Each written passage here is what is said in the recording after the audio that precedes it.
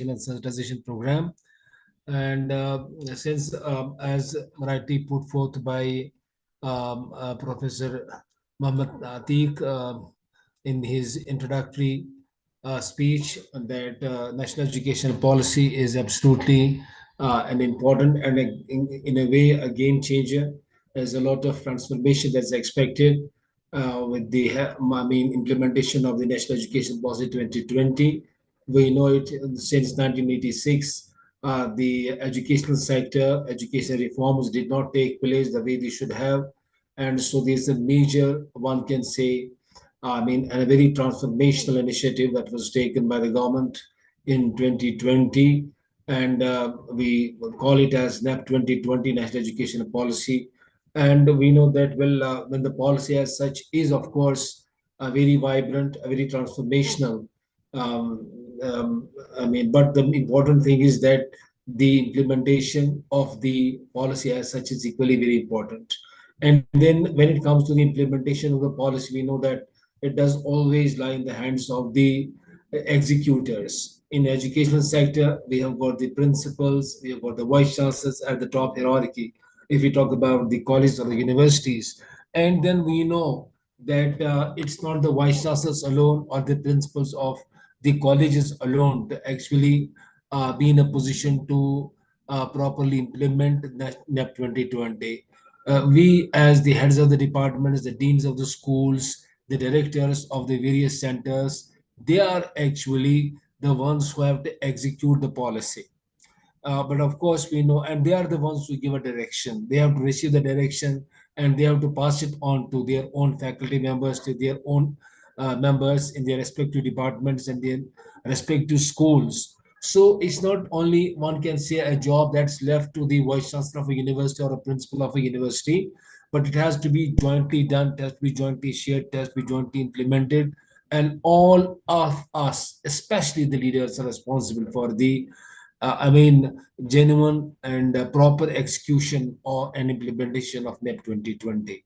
So, in that context, in that regard, when it comes to the role of the heads of the departments, the deans of the schools, it's absolutely, I can say, very relevant, and it's important that they get to know as to what role they have in the proper implementation of NEP 2020. So having a proper understanding of the things is something that we shall be discussing. That how can we actually be very effective and very productive and efficient kind of leaders in our respective colleges and universities? Because the ball then finally boils down onto, as we see, there is a hierarchy: vice chancellors, the principals. Then you have got likewise the faculty members, the deans, the heads of the departments of the various schools and departments of the colleges and universities. But then again, the responsibility does not scarcely lie on the deans and the heads of the departments. They have to pass it on. There are others like you people as faculty members, especially young ones, who have to be forthcoming in the proper implementation of NEP 2020. In nutshell, I must say that all of us who are related to academics, to academia, to higher education, ought to have a proper understanding of implementing, first of all, knowing what NEP 2020 is all about, what are its various challenges, and how we can have the implementation of the NEP 2020 smooth kind of a transition from the one that we used to, I can say, follow earlier on, a traditional one to a new one. So every one of us, so whosoever is connected to academia, we as scholars, we as the teachers, we as head of the department, as the deans of the schools, principals, the vice chancellors, the directors of the centers, and all that. Everybody's responsibility is basically to have a proper understanding of what NEP is all about, what are its various challenges that we may face while implementing it, and how to basically reap the benefits of, I can say, NEP 2020. And for that, as I say, academic leaders have, of course, a very significant, a very distinct kind of a role to play. Then we also know that when it comes to the academic leaders, be the principals or the deans, the heads or the vice chancellors, one of the important criterions for this selection is actually what we call as the seniority, and in certain cases, of course, the contributions made by them. That is academic contribution. the patrons that they have, they belong to the science faculty in particular. So the idea is, and that I want to bring to home, is that when it comes to elevating people to the higher positions, to the academic leadership positions in the colleges or in the universities, the important criteria is the seniority level of person concerned, and alongside that, the contribution in terms of papers, articles, books, etc., etc., and membership that people have. So all they become. But what is missing in fact, in there is somebody who has got his mic on. May you please kindly switch off the mic so that we pass on properly and there is no kind of a noise coming from your end. So the point basically is that the thing that I wanted to convey was that the every one of us as teachers are responsible for the proper implementation of this NEP 2020. So it's, I'm sure that in that context, we shall be discussing what role we have as faculty members, as heads of the departments, as deans of the schools, to in the proper implementation of the NEP 2020. We need to have a proper understanding of that. I hope that the slides are already visible to you. Are they visible? Yes, sir. It is clearly visible, sir. That's great. Uh, That is please, fine. please show the slideshow, sir, so that single slide can be visible directly. Just a minute, please. Yes, sir. Is there any? How about Yeah, this? yeah. It is Now fine. it's fine, sir. Fine. Great, great. So when it comes to academic leadership, we know that, as I said in my introductory comments as well, that higher education is in India is actually at a very turning point. NEP 2020 replaces the 34-year-old. We have had a policy in 1986 implemented. Then we know there are some important aims of NEP 20, like make education more inclusive, flexible, skill-based, future-ready, and I can say while establishing India as a global knowledge power. But the lofty ideals we may have very good policy. But what is important is that policy actually alone does not bring any change. We know it. Policy alone will not bring any change. For example, autonomy in institutions, multidisciplinary programs, new governance models, emphasis on research and innovation. These are some important kind of structural changes that NEP 2020 has envisioned for our higher education setup. But then what is important is that how actually they are, I mean, implemented by the people who are holding chairs in our higher educational system.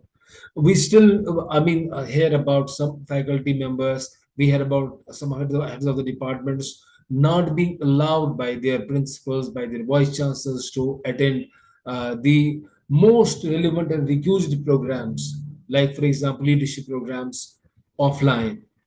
I've received myself such kinds of, I can say, information and such kinds of the information from various I mean, heads of the departments that they not, though they are interested in joining the program, but their principals do not allow them. Still following the traditional ways of leading the higher education, the colleges and the universities. So when it comes to implementation, that's more important. Having only a policy will not, in any case, be of any use at all. We have to be very careful about that part. And especially when we know that when it comes to academic leadership, we know that it does envision leadership in a very different kind of a perspective. It wants that leaders who ought to be very innovative. That's one of the important distinctive differences between a leader and a manager. A leader is always looking for innovations, creativity, new things. And when it comes to NET 2020 implementation, it becomes all the more necessary because that is altogether a very different way of running the education institutions, and it would never be, it will not go, I can say, appropriately if we have got the traditional kind of a mindset at the place where it is to be implemented. I mean, the principals, the vice chancellors, they have to be necessarily forthcoming. They have to be very visionary. They have to come forward for the implementation of. That's why we say that how academic leadership is envisioned in NEP 2020. One is that effective academic leadership under NEP 20 requires not just implementing policy changes, but actually transforming how we envision, deliver, and major education in service of India's future generations. That is essential and important. How we envision about our own, for example, universities. Now, look, if the vice chancellor, or for that matter, the principal, or the various deans and heads of the departments, look at one perspective only, that we have to somehow kill the time. We have to just spend, say, 3 years or 5 years, that's it. Why should we be embracing any kind of a change? What for do we require any kind of a change? You know that change does not come that easily. Change requires a lot of effort, a lot of understanding, a lot of planning, so that it is properly understood by the ones who get otherwise affected by change. So naturally, in most of the cases, we find people do not want to, only because they don't want to buy any kind of a skirmish. They don't want to buy any kind of an argument. They don't want to just break the way things are happening. So they're just contented with the way things are happening. Let them continue like that. So if that is the kind of a mindset a leader is holding, then of course there cannot be expectation that a higher education system can in any way change. So that's why I'm saying that this change is not on the paper. It has to be properly executed, and implementation has to be like that. And now, in that context, it's not the responsibility only of a vice chancellor or of the principal. Every one of us, we as teachers, for example, going to a class, how do we conduct the classes? How transformative we are there, how innovative we are there, how creative we are there. That makes a difference. That will make it every one of us as teachers or academic leaders. Not necessarily we ought to have any kind of a position, be as heads or anything like that. But otherwise, also as a teacher, you enter a class, you are a leader there, and then you are sharing academics, you are sharing, knowledge, you are disseminating that. You have, to be an academic, act as an academic leader there as well. So we say that we have likewise the transformative journey. This and it does demand visionary leaders who can bridge traditional academic excellence with innovative 21st century, what is called, just a minute please, just a minute please. Session. So we have the success of NEP 2020 then ultimately rests on the shoulders of empowered academic leaders who can inspire change. And then, as academia and as academics, every one of us has got a very decisive and a very important role to play in this regard. And then we know we have, as such, given the positions people are holding in organization, in academic institutions, they are vice chancellors, principals, and I will say faculty leaders will decide how well NEP 2020 is realized on the ground. We are the ones to implement it.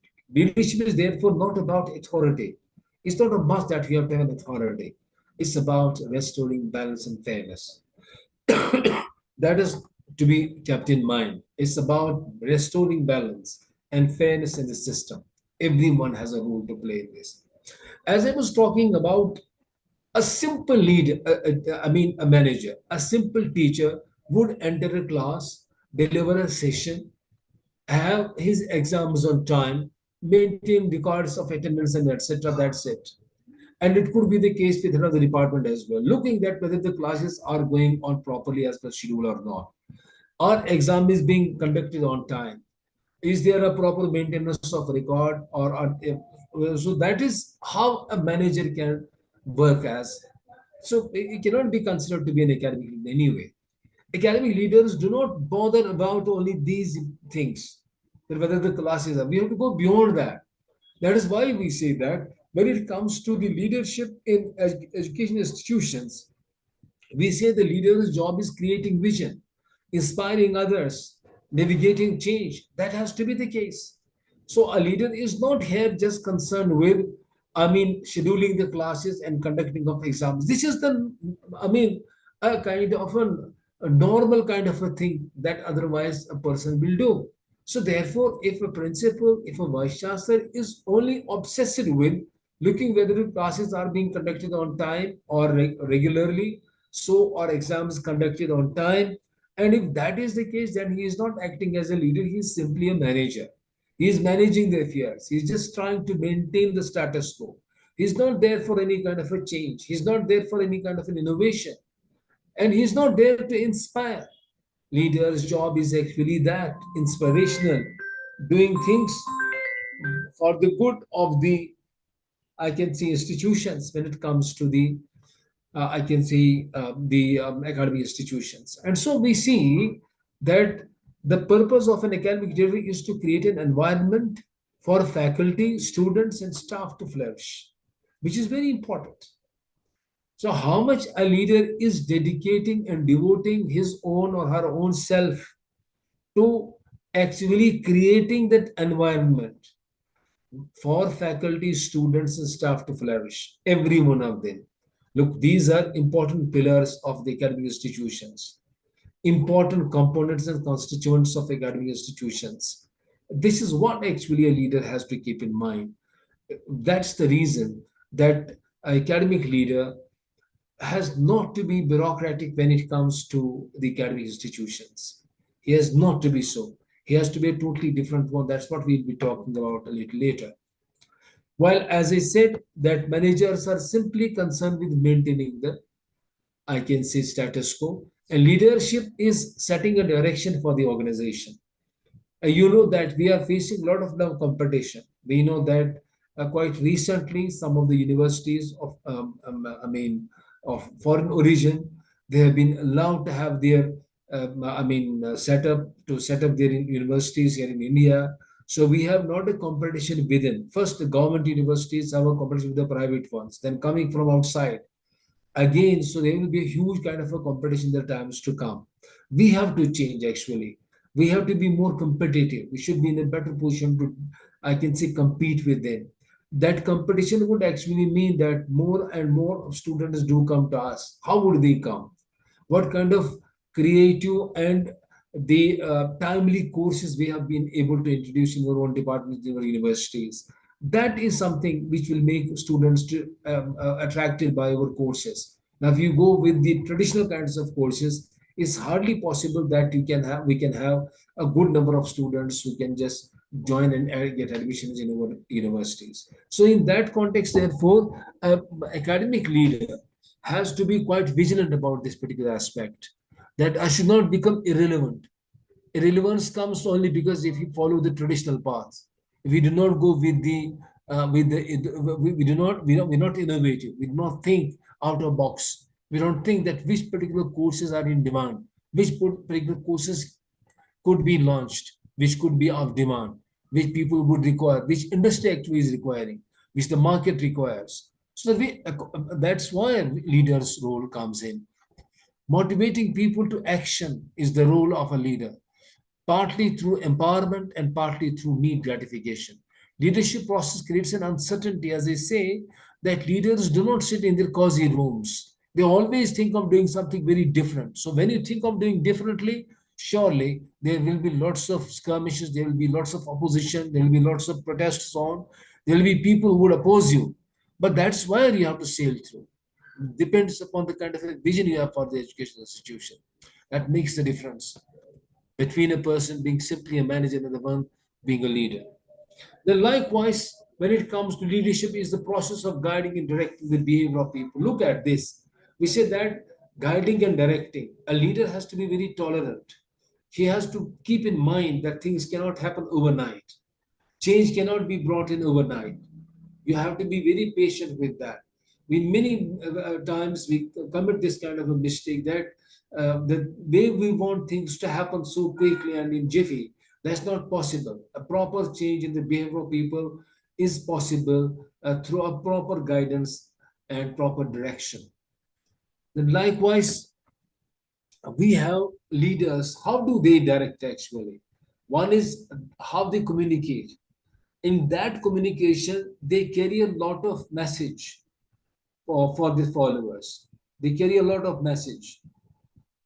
And the nature of academic work itself, what kind of, that's also direction, often valuing autonomy and expertise. Now, look, how do you actually direct an institution in terms of valuing autonomy and expertise of the people who are around you? You always keep that in mind. You always value the autonomy, the freedom, and also the expertise of the people who are working in our institutions. Now, these directions we can have them, for example, a strategic vision. We can have, for example, a direction as an influence on culture. One of the important roles of academic leaders, starting from even a faculty member, is how he is able to influence the culture. But then, of course, we know that leaders have a more decisive and more relevant role to play in this regard. Direction as an influence on culture. They play a lot of a relevant role in making the necessary changes in the culture, in the way things are happening. They have a very important. They have, I mean, a very strong kind of a strategic vision. They envision their universities, their colleges, their academic institutions, and then accordingly try to have their followers to follow that vision.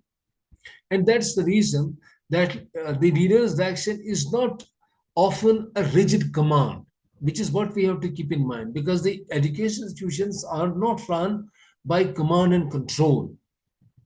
The heads of the department should not have this kind of a feel that we are above each and every one. And as is the case otherwise in the bureaucratic kind of a setup organization, in a corporate entity, for example, that could be the case, but in an academic institution, a more useful way of, a more successful and effective way of running the affairs is not to falling prey to the rigidity, a control and command kind of a approach, but an articulation of a strategic vision, direction, a guiding principle, not a detail. Now, for example, a dean or a department head may direct the faculty to innovate the curriculum. Job is not to tell students how to tell the faculty how to teach. Since they have come through a proper, rigorous, we can say, procedure of selection. So now if they are selected, it means that they have a proper know-how of how to teach. But what is more important is time and again, the academic leader does push the faculty to innovate the curriculum. Bring it. Just a minute, please. Hello. हाँ Alex हाँ अलहमदुलिल्लाह तो एक ration किसी ने phone किए थे तो एक राशन किसी ने फोन है so we say that up to the faculty how to figure out the best way to implement. We say that this is how an effect, I mean, a leader has to move. Likewise, as I said about the influence on culture, academic leaders significantly shape the organizational culture. Directions of AL can be a form of influence, setting the tone for what is valued and rewarded. I may give an example to you that, for example, we have had one of the two vice chancellors I have personally seen.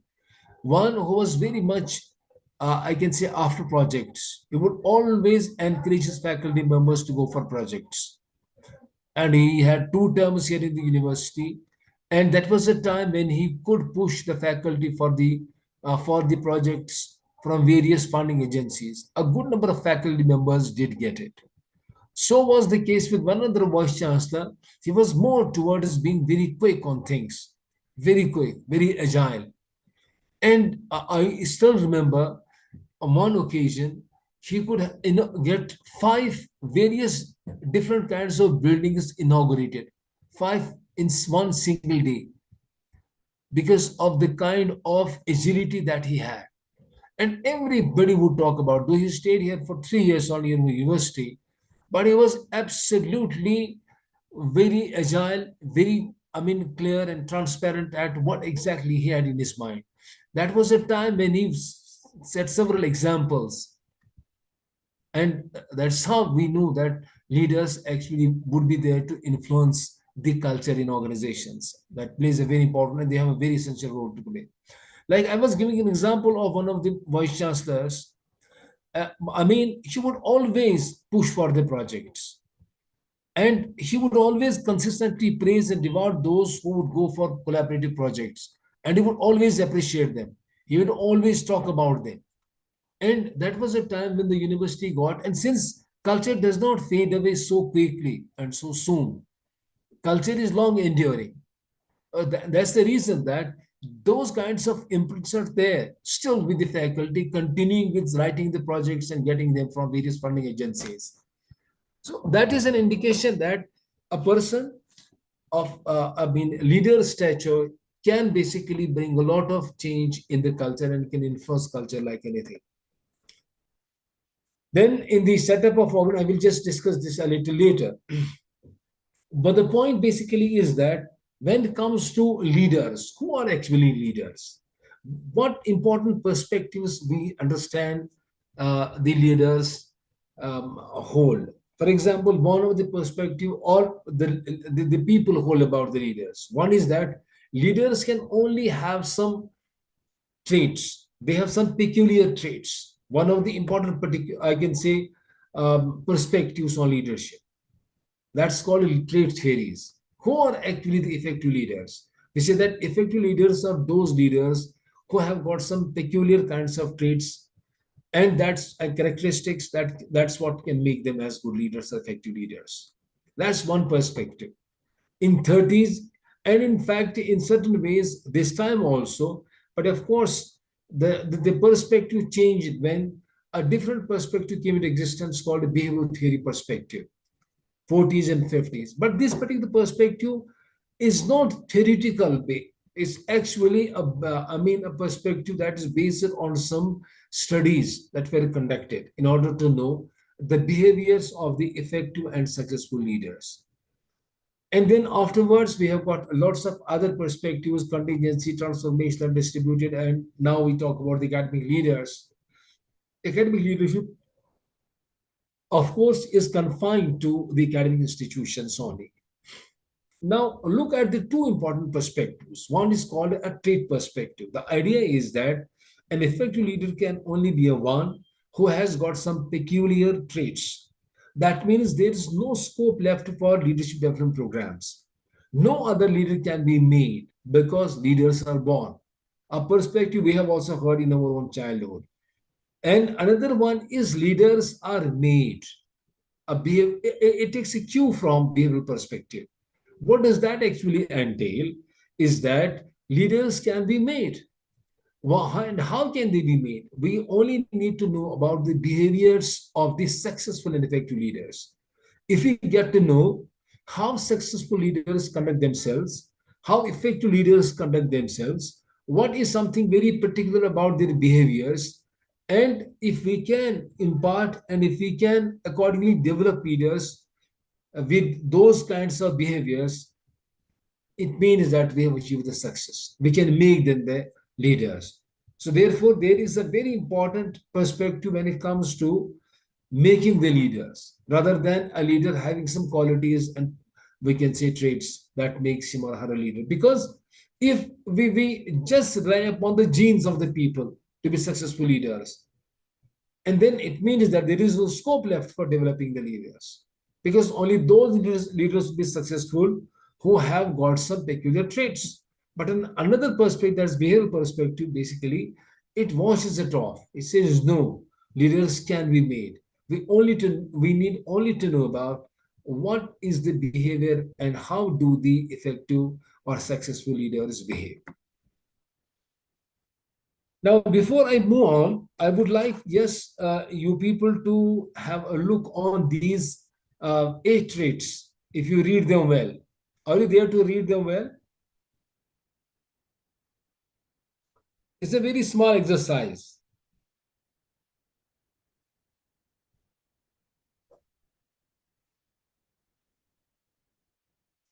Yes, please. Are you hearing me? Can you have your mics on or videos on or cameras on? I beg your pardon.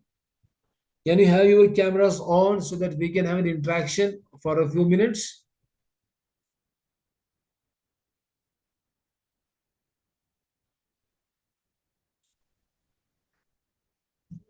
Yes. Is there anybody?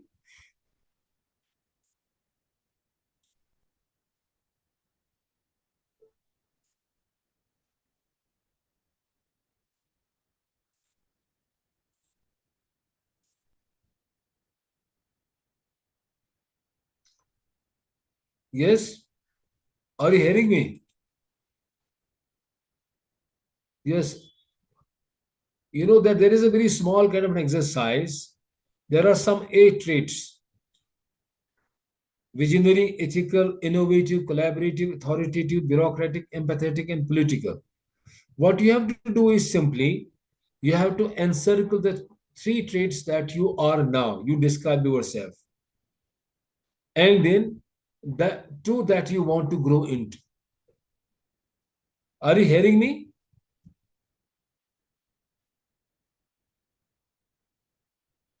So exercise is on. You have some eight traits. Are you reading them well or are they visible to you?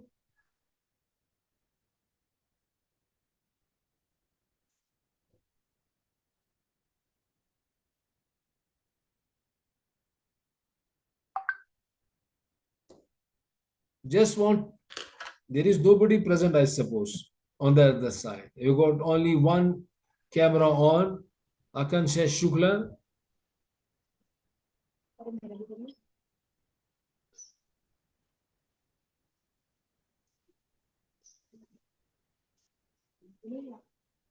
There are some eight traits.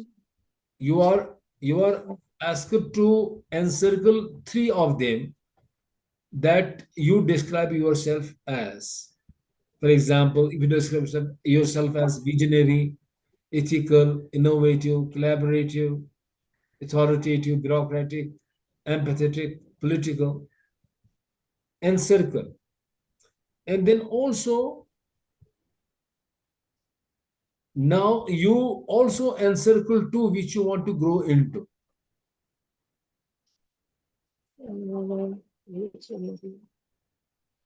I would like to describe myself as a visionary, Just a minute, please. collaborative, Collaborative, three only. and political. Political. Visionary, collaborative, and political. Yes, which And I ones would you like want to to grow? go in ethical and innovative. Oh, very good. So Ankasha says that she wants to grow in ethical and innovative kind of Aslam. traits, and the rest she says visionary, collaborative, and political. Anybody else who would like to share his thoughts?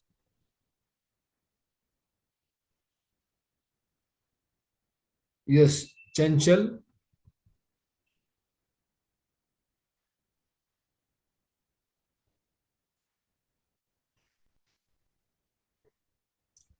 Anybody who wants to share his thoughts on this, wants to do this exercise?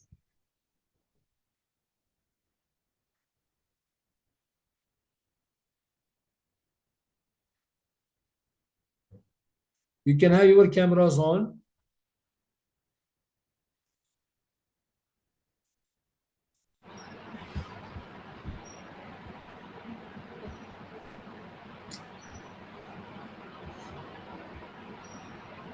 Uh, I want myself at visionary, ethical, and collaborative. Visionary, ethical, Ethical, and collaborative. collaborative, Which ones you want to innovative, go into? innovative also. Yeah. Okay. No, I want only three traits. Visionary, ethical, innovative. Okay. Which ones you want to grow into? Pardon? Which particular traits you want to grow into? Innovative. Innovative is already there, no? You say that you are innovative, you are ethical and visionary. You have to now also tell us about the ones that you want to grow into, two other traits that you want to develop. Okay. Other than these three, Yeah, of course, other than these three. then collaborative, Okay. collaborative, sorry, authoritative, collaborative, and authoritative. Authoritative. Okay. Anybody else wants to share his thoughts on this exercise?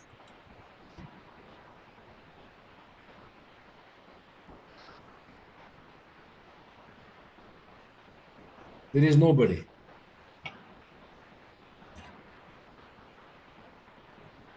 Now look at this. You know that when it comes to the effective academic leaders, what makes effective leaders? One is being visionary, collaborative, ethical, adaptive, innovative, empathetic. These are some of the important traits that can make a leader as an effective leader. There is no authority involved in. We don't require a leader to be necessarily authoritative. Having an authority and exercising it properly is no curse. That is definitely required. But being authoritative means that everything else being just, I can say, put under the carpet, and the person is not interested in being collaborative with his members, with his team members, with his colleagues, being always authoritative, doing as he wishes himself to do, never taking into consideration the aspirations, the inputs from the other stakeholders, from his subordinates. So that is the worst kind of a way of, acting as a leader. And then there are some corrective pitfalls that have to be avoided, that a leader should never carry on with them. For example, avoid bureaucratic rigidity that slows the reforms. Bureaucratic rigidity on everything. For example, you pinpoint or you seek clarifications and questions, you raise questions. So bureaucratic rigidity has to be done away, because that is something which slows down the reforms. Avoid favoritism or bias in resource allocation. Again, a very important aspect of a leader is that he should be non-discriminatory. He should be non-discriminatory, especially when it comes to the resource allocation. Otherwise, also, a leader, a true leader and an effective leader can never be biased. He will never adopt that approach. Look at the education institutions. Look at the universities, what's happening. Every now and every day we hear about lots of such stories where the heads of the departments discriminate. The scholars, for example, the faculty, I'm talking at a unit level, how things happen, creating a very toxic kind of a work culture at the workplace. So that is something we have to avoid. And this toxic work culture only happens when people are biased. The leaders, people who are holding positions are biased. They help their own group. They help their own people. They favor their own group. First of all, creating those divisions in and within the departments. You see, at almost every place we find this kind of a menace, a huge one. That is where a leader's job is actually divide and rule. He is more concerned with that particular aspect. More he is able to divide his subordinates, more he is feeling that he is enjoying the power. But that never goes for the good of the institution that he belongs to. So we say that favoritism has to be done away with. And likewise, avoid politicization of academic decisions. When it comes to taking decisions, we should not again be, driven by politics. What does that driven by politics here mean? It actually means where we are creating, or where we are taking decisions which are motivated decisions. So you give inputs which are not for the good of the department, for the good of various stakeholders, but somehow you want to demean, play down the person who is holding a chair. So in many cases, there is a politicization of the academic decisions.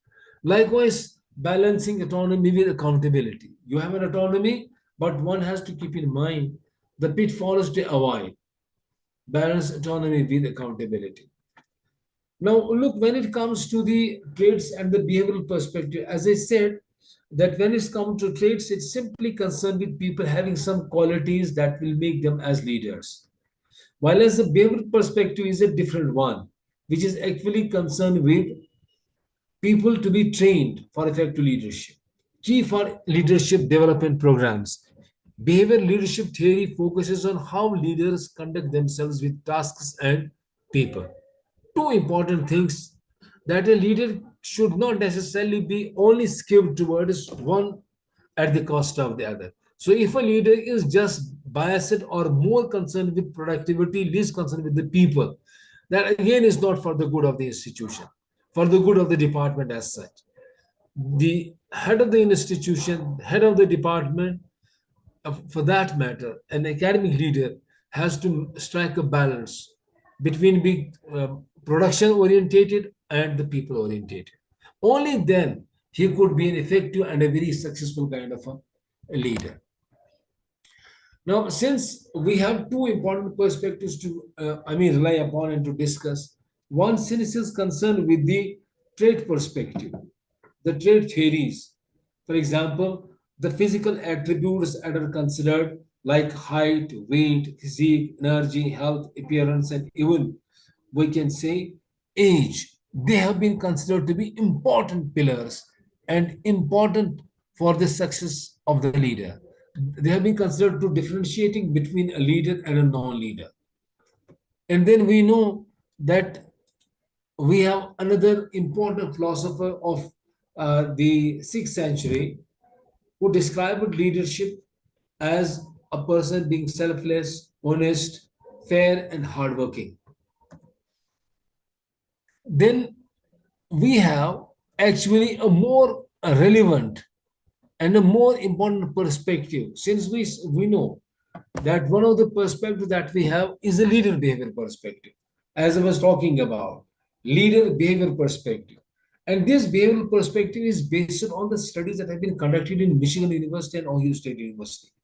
They just wanted to know that how do these successful leaders behave? How do the competent leaders behave in the work settings? And they took data from the followers of the various, we can say, leaders. And what emerged is very surprising, in fact. One is that when it comes to the effective leaders and Ohio State University's what is called research, though there were almost 1,000 or more than 1,000 dimensions on which it was to see the behavioral perspectives of the leaders. The behavioral characteristics of the leaders were to be checked on from the 1,000 behavioral, I can say, dimensions that were presented to the respondents. What they found two important, we can say, perspectives or two particular dimensions. One dimension is called as initiating structure, the other one is consideration. That means successful leaders always keep in mind their role, they define their own role, they define their own structure and that of their own subordinates. We normally also know that if a leader is not able to know what he is, what is his role, if a principal does not know who he is, how he has to run the department, he won't be in a position to guide accordingly his own subordinates. Therefore, the first and foremost thing for a leader, whosoever he is, be it in the university or in a college, has to always keep in mind what is my role, and then accordingly devise the role of his own subordinates. Another one is consideration. A leader can never be averse, or a leader can never shrug off. Understanding the subordinates, working with them in mutual trust, respecting their ideas, respecting their feelings. So we say that it's called a consideration. Now, these are two things, and they seem to be very contradicting. One is defining the role, who you are, what your role is, what you are supposed to do, how much of time you have to spend on at a workplace. On the other side, the same leader has to be very considerate, very kind, harmonious with his subordinates. That simply indicates that if that is the case, then first one is not possible. If first one is the case, second one is not possible. But there lies the beauty of a leader who is to strike the balance between the two. On one side, he is pushing his subordinate to work, defining his role, and on the other, he is just being very considerate towards them. So in no way can he compromise on either of the two. If he compromises either of the two, he is gone. Then he cannot be an effective leader. An effective leader will always keep in mind that his subordinates know what they are supposed to do,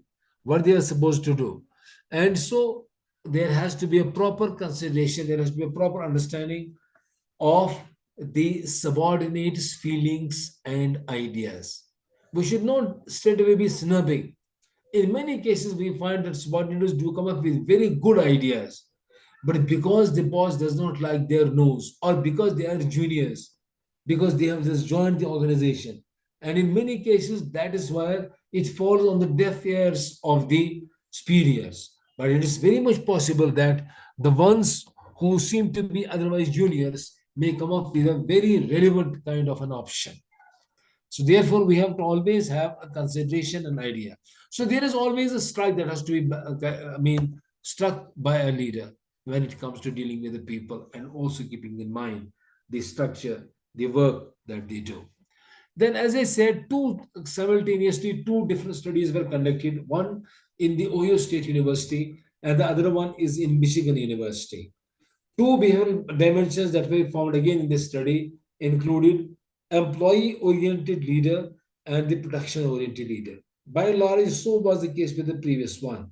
In the previous one, we know that leader has to be considerate, and also he has to keep in mind the role of the subordinates and his own role.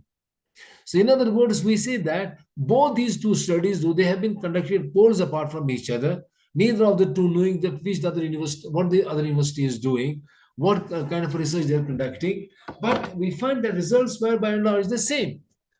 Therefore, the idea is that emphasis should be on both. It should be on both the what is called on the production, and also on looking at the feelings, aspirations of the subordinates. Now, a very, we can say, moot question is that what kind of and how much of consideration should be in place, and how much of task orientation should be at place. That is very important. How much a leader should make use of authority, and how much of a leader is supposed to make use of being very moderate, very considerate, and very collaborative. That all will depend upon the kind of a stakeholder that the kind of the people you are handling. We have different categories of people, and we have to look at what is called their ability and their willingness. Are they able, and as well as they are willing to do something? In many cases, we find people are not willing, but they are also not, we can say, competent. At least if a person is, like it's the case with our students, sometimes we find that a student is very competent, but he is not willing to participate. In certain cases, we find a person being very, very, I can say, he may be able, but he does not have an interest in doing the things. He might not have an interest in doing the things. So it means that a leader's job is to look into what kind of approach I should adopt when I have different kinds of people, when I have different kinds of students. For example, as a teacher, you know that you will have some of the students who are very willing, and they are also very much able. If that is the case, then you have not to worry for. You can delegate anything to them, because you know that they will be able to do the things of their own. But then we will have some who are able, but they are unwilling. You have to be very participative. You have to keep in mind that there is no need to initiate the structure here. Low initiating structure and high consideration. Leader shares the ideas and tries to help. Guidance not needed, but persuasion is required. So we have different categories of people. One who are able and they are willing. Another one who are able but not willing. Another one who are willing but they are not able. Another one is that they are neither able nor are they willing to do the things. That's happening. At times we have these different kinds of categories. So here we have to always keep in mind the maturity of our subordinates, how much they are willing to do and how much we have to persuade them for doing the things. Now, since our focus has to be more on academic leadership, though we have been discussing that in piecemeals, it's better that we just recall again what NEP 2020 actually aspires for the higher education institutions. The introduction of autonomy, multidisciplinary system, multiple entry and exit points, academic banks of credits, proposed increase in gross enrollment ratio, and there are so many other regulatory norms that demand interventions from academic leaders. No doubt about that. The first thing that we talk about is the introduction of autonomy. Introduction of autonomy, multidisciplinary systems, multiple entry and exit points. These are all important transformational initiatives that have been taken in NEP 2020. But as I said in the beginning also, only policies will not help. Only policies will not matter. What actually will matter is the execution of these very policies. If execution is missing, then even if you have got far better, I can say, and lofty ideas, policies, they will not work, they will not fetch anything.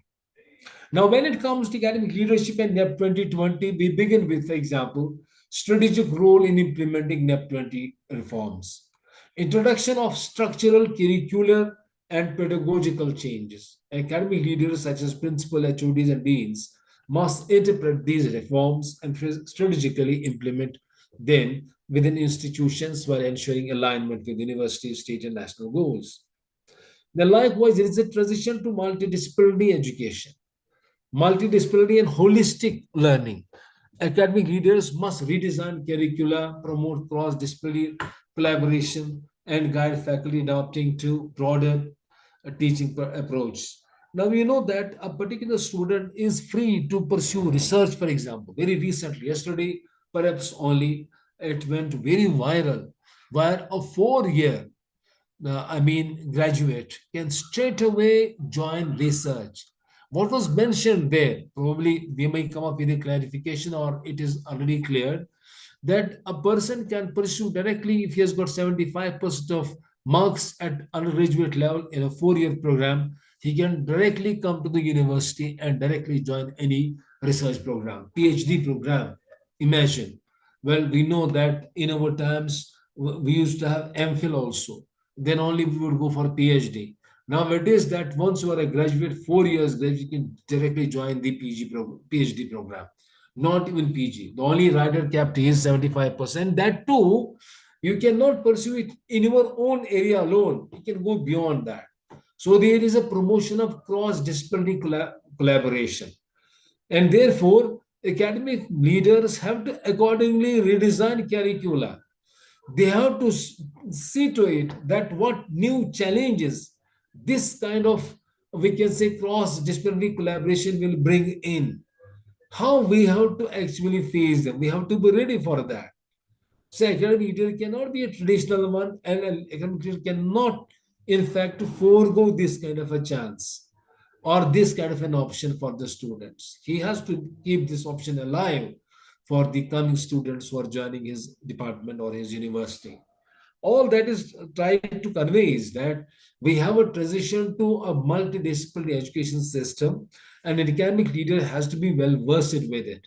And what is it all about? How it is to be done? How it can bring actual fruits, and how can we reap the benefits of the policy as such? Then autonomy and institutional transformation, as we know, greater autonomy through the formation of multidisciplinary education and research universities.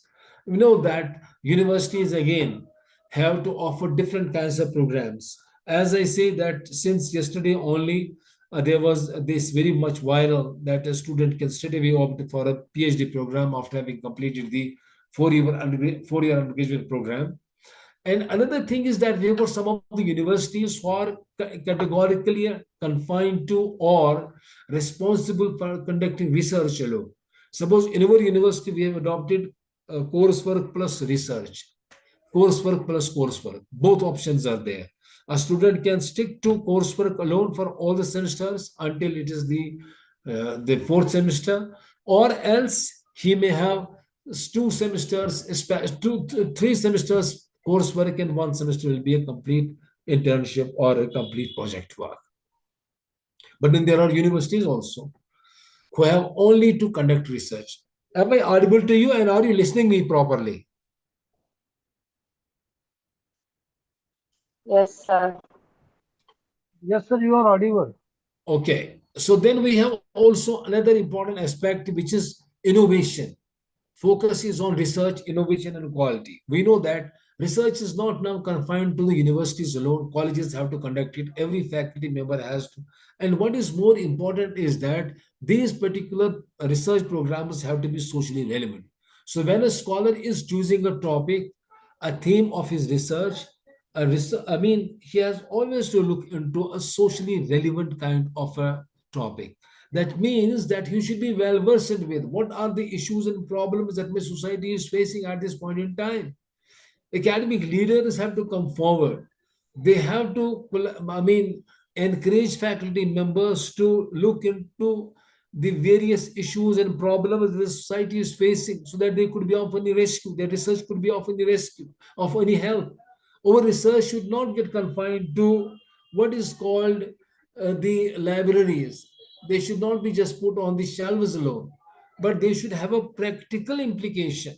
Practical implication is possibly to take place once we are aware of the kind of a research that we are conducting, what for we are conducting, and how fruitful it will be for the society, how relevant it is to the society. That requires our understanding of the things. And if that is absent, then the whole exercise is a futile one, does not fetch any benefit there. Technology integration and digital transformation, promotion of digital education, blended learning, online assessments. Academic leaders must drive digital. So this is what they have to do. So academic leaders have to be themselves, first of all, forthcoming. They should be properly understanding the digital transformation, and then accordingly have a patience, or I can be have an urge for, we can say, ensuring that faculty and students are trained and equipped to use technology effectively. He has to have that kind of a feel first, an urge first. Likewise, we know about the competency based and outcome based education system. Now look at that also, that we have to always keep in mind the PLO CLO alignments. So we have got a broader, I can say, program learning outcomes, and beneath them or under them we have got the course learning outcomes, the various courses that comprise a particular program, that form a particular program. So they have to be aligned with each other. Every course have to get aligned with the program. And if, say, for example, we have a program learning outcome, and if we see that the alignment is missing between one course or so many courses with the PLO, with the, we can say, the overall program learning outcomes, then in that case, courses have to be, so their contents have to be changed. It's not that we come up with the objectives of a course without looking at whether these objectives are suiting, number one, to the course for which we have come up with these objectives. Number two, that are they related to the overall program learning outcome or not. If there is no alignment, then it means that something is very wrong with the way we have come up with the courses. So we have to just realign, we have to revisit that, we have to make, further amends. The idea that is to be brought to home is that the way we are, coming up with the courses, the way we are actually drawing the programs, their courses, and the kind of contents that we are putting in each and every course, we have to be very vigilant on that. We have to be very accurate on that. It might take time. It's not something that can happen overnight. It will take time to the academic leaders also to understand exactly it conveys, what exactly it means, and how it can be practiced, how it can be brought. How this kind of a change can be brought in. We know that there are several universities, the Delhi University, so many other universities who have already taken a lead in this regard. Our university is being also one among us the universities who has adopted the, I can say, National Education Policy 2020 from 2023, 22, 23 onwards. So we are already in it, and we have already received one batch of students in our PG program who are from NEP 2020 course structure. Then equity, the inclusion and lifelong learning, capacity building and faculty empowerment. As I was telling a few minutes back, that we ought to have our faculty which is very motivated and which is very trained and empowered. Academic leaders must facilitate regular faculty development programs. You know that nowadays the University Grants Commission has actually for a long now roped in some of the prestigious management institutions only to train the sitting vice chancellors. They pay a heavy amount of money to them as a fee. The only idea is that these leaders who have been actually chosen and selected for various academic institutions on the basis of their seniority, as I said, that mostly the selection is based on the seniority of a person. Mostly it is based on the research contribution of a person, and then there are other criterions as well we need not to mention, we know about. But then when they, I mean, are posted and appointed on this, and when they take this hot seat, they are not there to justify the position that they have taken. It's not that easy running a university which has got tens of departments, lots of colleges affiliated to it, lots of issues, and then a person who simply is a senior one, or who has got some connections, for example, or who has got some research contribution, on that basis he could be expected to be a successful and an effective leader. That's the reason that we find that people are not able to do justice with. Therefore, having proper, I can say, guidance, understanding of what leadership is all about, how education institutions are to be run, how our education institutions can be effective and efficient in their running, in their affairs. That is something that only those particular people would be in a position to, I can say, realize, who have a proper understanding of the leadership, who know what leadership is all about.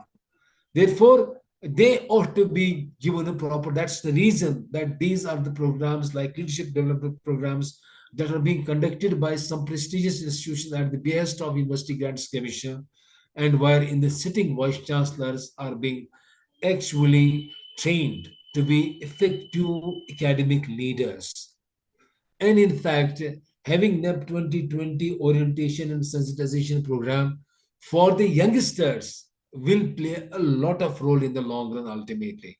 If they have a proper orientation understanding of who is a leader, what is required of a leader, what is expected of a leader, how especially an academic leader has to conduct himself or herself in an academic institution. Has he to be bureaucratic, authoritative, or he has to have some different kind of a feel? He has to be a different one in order to be a very effective and a very successful kind of an academic leader. That is very essential, very important to be noted down. Now we look on some of the important issues which are related to the academic leaders. For example, we know academic leaders involve guiding, influencing members of an academic institution like faculty, staff, etc. And our idea is, the intent is very clear, to achieve the educational goals and advance an institution's mission. This form of leadership actually emphasizes fostering an environment which is conducive to learning, research, and personal development. These are very important things. Learning takes place, research takes place, and personal development also takes place.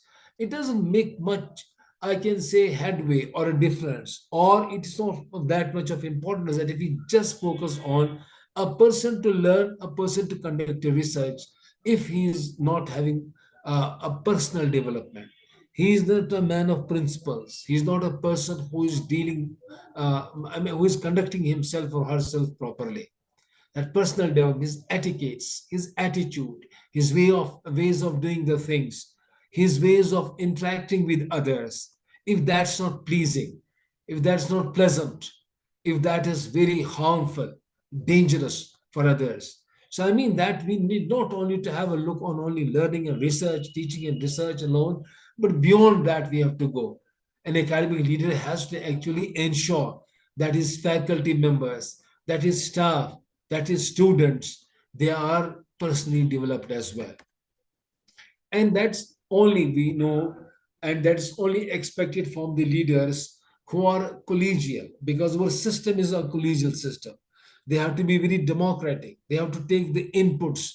They have to take the ideas from the subordinates, from the colleagues, rather than to be very bureaucratic and to be, we can say, very authoritative, especially in the academic institutions. This sort of, I mean, leadership is in no way going to be effective and successful. We have to bear this in mind. We have to be careful about the way we are conducting as leaders. And therefore, we know that control centric mechanism, hierarchical structures, who is who, I am head of the department, I am so and so, I am so senior a person. These are the things which are in many ways not that conducive in an academic institution. We have to be careful about that once we run our affairs, we are above all these things. No hierarchical structures and no, I can say, clear authority lines, because ultimately we are the humans, and we as the heads of the departments have got by and large the same profile. Is by dint of being seniors that we take a different kind of a stand in an organization, in an academic institution. So that's basically essential. That's very important. Now, all this depends whether a person is, I mean, in an academic institution, a control centric or a collegial one, a democratic one. That all by and large depends upon the many other things. But one amongst them is the personality we are, the kind of a person we are. We have different personality attributes that basically influence us. Like, for example, if we are achievement oriented, our the approach will be different. If we are affiliation orientated, our approach will be different. If we are autonomous by nature, our ways of doing the things will be different. So will be the case with being domineering or dominant. Dominance, if that is our personality trait. So we have different kinds of personality traits that shape and make us. And then accordingly, we deal with the things. We approach the things. That's very important. Here is a very small exercise again, but I don't know whether you did the previous one properly. And this exercise is basically again comprising of 16 items. If you are hearing me well, are you hearing me? Yes, sir. You are clearly audible, sir. So great. So there are some 16 items if they are visible on the screen. Are they?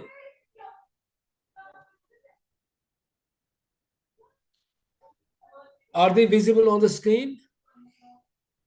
Yes, sir. It's Yes, visible sir. on the screen. Yeah. I just wanted if you can just take a screenshot, or else if you got a pen with you, each of these items have to be given a score. But it will take a little time to read them and then to score them. The scoring has to be based on the scale that is given on the top.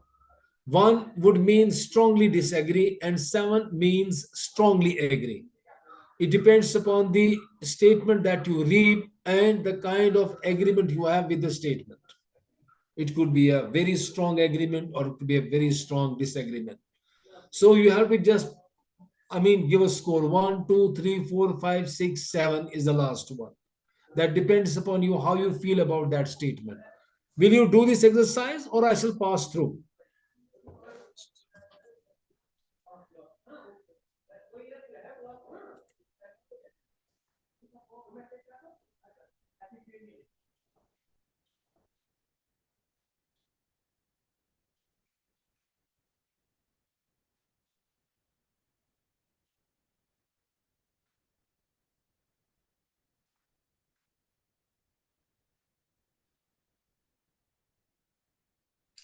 Are you hearing me?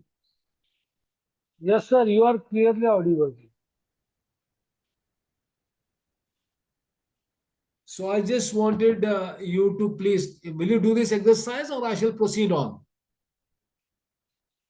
This Yes, sir. Please exercise, proceed. yes, please. Proceed. Shall I Proceed, proceed sir. on? Please proceed. Yes, sir. Yes, sir. Okay, okay, okay, as you wish.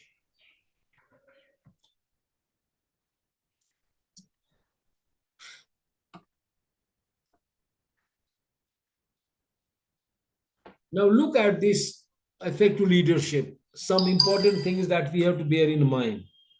When it comes to, for example, the attitude, the knowledge, the behavior, three important components of the or the competencies of the effective leaders: attitude, knowledge, and behavior. When it comes to the attitude, what good leaders are? They are self aware, they know who we are, what our role is, what our importance, relevance is in the education institution that we belong to. flexible, open, honest, discreet, visible and outgoing, willing to be wrong, accept advice and support. They are willing to be wrong. So it doesn't mean that they will take any action that will be absolutely impeccable. They are not impeccable. They may also commit mistakes. So we say that a leader is, by attitude, he has to be careful about it. That any stance taken by him, any decision taken by him could be even wrong. But if he is unwilling to accept that, it simply would mean that he is well headed that way. Likewise, sensitive to the views of others, that what others say, what others give, what inputs others give. Knowledge, what good leaders know. Knowledge of university life, what university is all about, what how systems work, understand how the university system works. We've seen lots of heads of the departments fail as heads of the departments. Lots of principals because they have first time. This is not a, I can say, a kind of position that a person can have off and on. So you become a principal, and in your lifetime, it is an achievement for a person to become a principal or a vice chancellor for that matter, or hold a very prestigious position in an academic institution. And so naturally, one has to be clear about the system as such, know about, read about the system. It's not that you take the seat, you sit on the chair without knowing what exactly this particular statutory position this particular chair has. So a person has to be clear about that so that he is not, one can say, fooled in certain cases, if I'm harsh in using a word, or if he is kind of tricked by the subordinates, by his colleagues, by the office people. He has to have a proper understanding of that. Likewise, the behavior. What good leaders do? We know that they act as role models, they inspire others, they think very broadly and strategically, they engage with the people, they listen to them, they consult with others, they negotiate, communicate clearly, they delegate things to them, they act as mentors, they build teams, they have lots of things back in them, and they're able to do all these things behaviorally as well. So we know that therefore a successful and I can say effective academic leader will have all these I can say things in him, attitude wise, the knowledge wise, and the behavior wise, which are very essential and critical for him to be an effective kind of a leader. You know that when it comes to the leadership, as we are talking about academic leadership alone, we know that one of the important ways of dealing in the academic setup is the transformational leadership as well as distributed leadership. Both are necessary in universities today and in colleges as well. For example, when it comes to NEP, it does, I can say, focus upon a person being very visionary, has to have a proper understanding of the things around it in the surroundings, and providing vision. He should he should have that caliber. As I said, that by and large, the vice chancellors are the ones who are seniors, who have got some research contribution, and so on and so forth. But an important aspect that he is bereft of with and with is the leadership qualities, the vision, the understanding of the things. Then a transformation leadership entails motivating others, inspiring, persuading others, not by force, but by actions, but by deeds, but by various kinds of counseling and guidance. That's how the transformation leaders actually act. Enabling innovation, always looking at that, creating an atmosphere where people are there to innovate, do different things. He's not captious minded. He is not a critique. He does not basically take people on, I can say, with criticism. He's always got that bent of mind, dealing with the people properly, keeping in with their sensitivities and their emotions as well. Distributed leadership is sharing leadership responsibilities across departments. You know that good leaders are those leaders who make future leaders. And therefore, if leader has got any kind of a quality under his own supervision and monitoring, he should be able to develop more leaders, because he cannot expect himself to stay for all times to come because of any kind of an exigency. He should be there to have developed future leaders that who take the reins of the organizations after he's over for whatever reasons. So therefore, we say that distribute, and then as we talk about the distribute leadership, we talk about the collegial system that we have, democratic system, taking everybody on board when it takes to taking a decision. I have witnessed heads of the departments in a long tenure of mine, more than 30 years. A few of them, especially one or two of them, very highly bureaucratic kind of people, never listening to the. This is not the case. I'm talking my own department. There are so many departments in universities. So is the case with the rest of the university. I've been talking about to people. I remember very recently one of the senior professors of one of the prestigious universities telling me that that lady had to come to my university and for a talk, because I had arranged one offline program, and she had already given a consent. She had applied for a leave. Under statutes, we are as university professors, college professors, if we have to go somewhere for giving a talk, we can take a leave, we can apply for a leave. But the guy, the head of the department, was not allowing. This is how it happens. And somehow, the 11th hour, she was allowed to move. And the same, a person told me that it so happened that we had, the summer break. And when we came after the summer break was over, we joined our departments back. We were asked to teach a very different kind of a course structure or a syllabus, which they had not ever, worked on.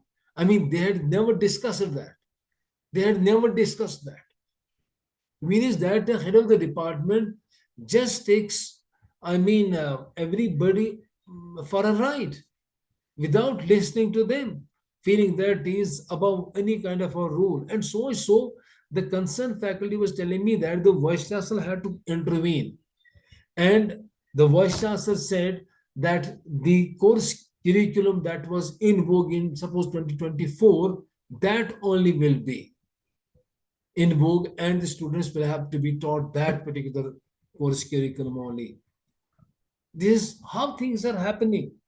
Any heads of the departments. I remember in my own university, one of the head of the department spending a good amount of money without taking any permission from the authorities. He was then dislodged from the position. When asked that what did he do? Why did not he take permission for spending almost 10 to 14 lakh rupees on different, he had made genuine purchases. But the protocol that was to be actually used was not used by him. He was caught on that. He was dislodged. The thing is basically that once you take over the reins, you become a head, you become a dean, have a proper understanding of the rules and regulations, the protocol that you have to, follow, and then accordingly try to be a successful. That's how you could be a successful and a good and effective kind of a leader. So here we have a bit of a model that we should talk about when it comes to academic leadership.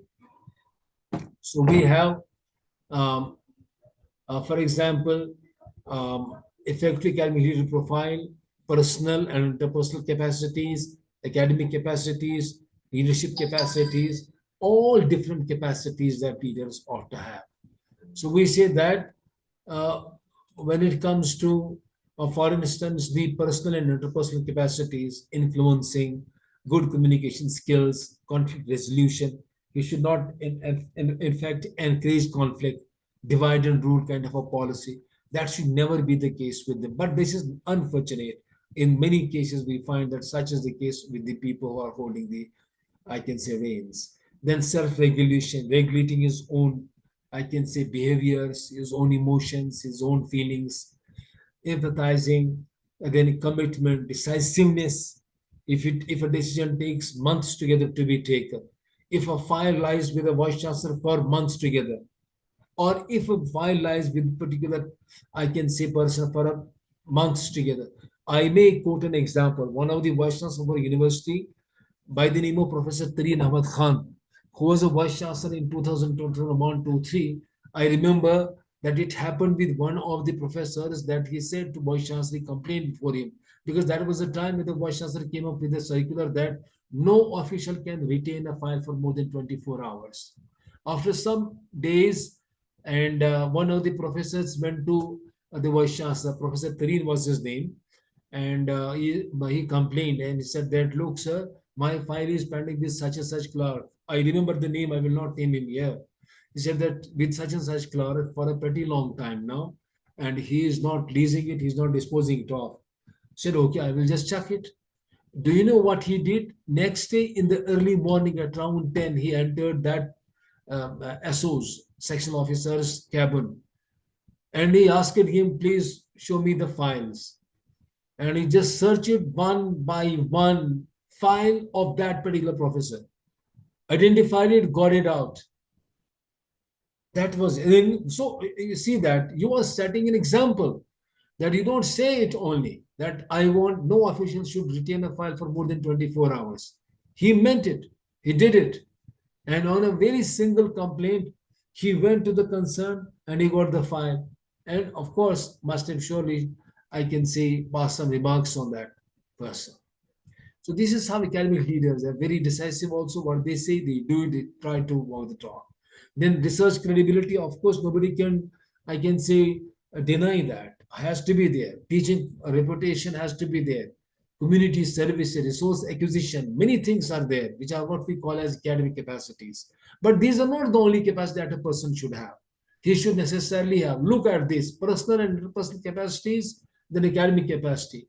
There is a huge, we can say 50% as per this model, focused on leadership capacity, leadership competencies, managerial skills, team management, team building, culture related skills.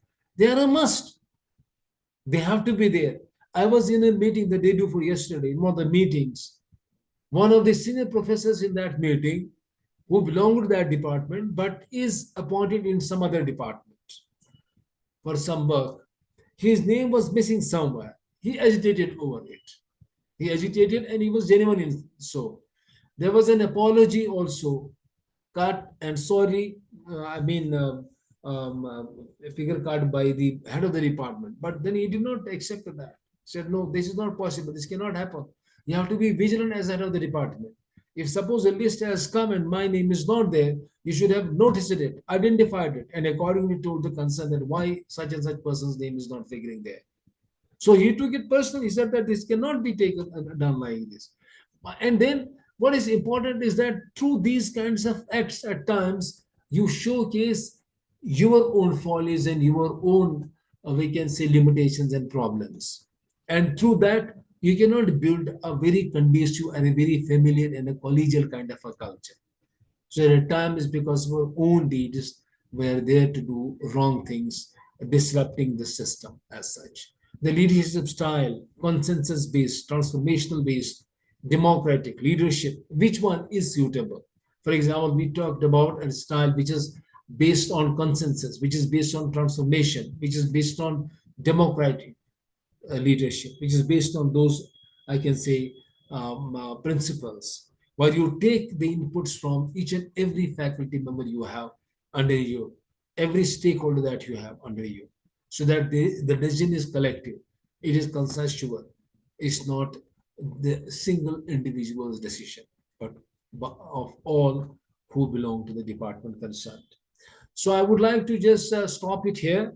And in case you want me to continue with, I will, or else if you got any questions or clarifications to seek from me, you are most welcome, please. Thank you, sir. Thank you so much.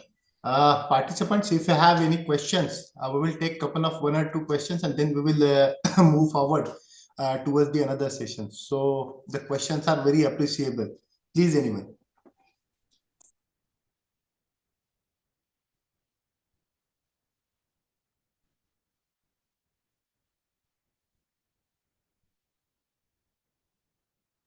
Yes, anyone has any questions?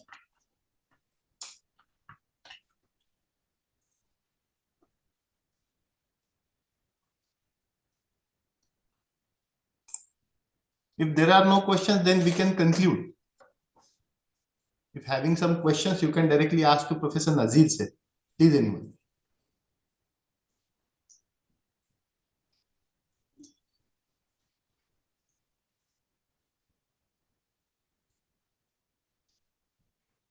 Sir, I think no questions are there. So if you could permit, shall we conclude, sir?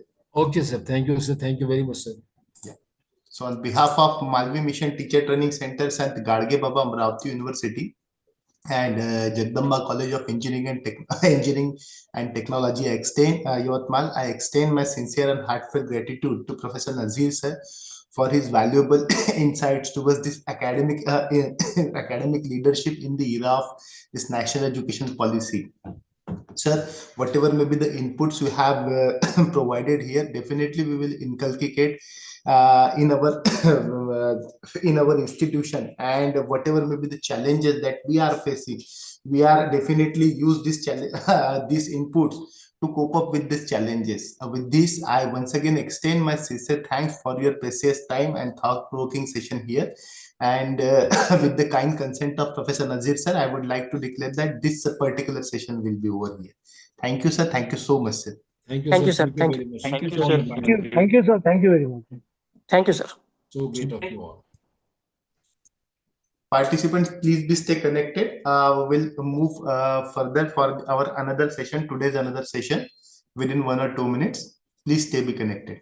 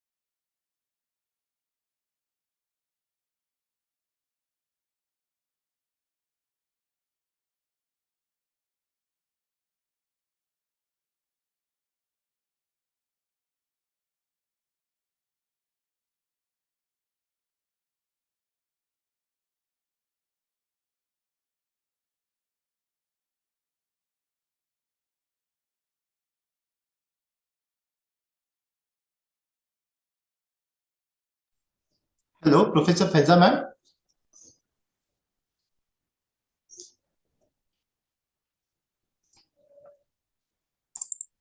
Can you hear me? Hello? Yeah, ma'am. Very much clear, ma'am. Very much clear. Yeah, I'm sorry I was on mute. Yeah, So yeah. everybody's there this Yeah. time in college? Ma'am, this is Jagdamba Institute of College of Engineering and Technology, Autonomous Institution situated in the Yavatmal. That's wonderful. That's wonderful. So, shall we start, ma'am? If you could permit. As you wish, I'm here Yeah. and I'm just settling down with my writing board, teaching board. Huh? So you may please go ahead. Yeah. We will start. So, friends, good afternoon once again. As I have already told you that the today's session have been split into the two different parts. And first part we have at most completed with the help of Professor Nazir sir. That is the academic leadership in the academia in the era of that is NEP 2020. Now we are moving towards the another part of today's session, and that is a very much important and the important vertical of this national education policy. That is the multidisciplinary, holistic and multidisciplinary education. Friends, you know that the concept of this national education policy, when this policy has been introduced by the policymaker, this multidisciplinary education is one of the foremost component of this national education policy. And now our research, our syllabi, our curricula in going in that dimension, that is the in the multidisciplinary dimension. So we will take this part with the help of one renowned and scholarly and eminent expert, Professor Faiza Abbasi ma'am. First of all, ma'am, I extend my warm welcome to you to this flagship program and particularly to this session. Friends, Professor Abbasi ma'am is at present serving as the program director at this Malvi Mission Teacher Training Center at Aligarh Muslim University, Aligarh. Being the program director, she has the similar responsibility on her shoulder to sensitize and make aware to faculty members towards the implementation and the adoption of this national education policy. Basically, she was the professor in the wildlife sciences and she has completed her bachelor, her career in the Department of Wildlife Sciences at the Aligarh Muslim University, and she has spent over 21 years in this department.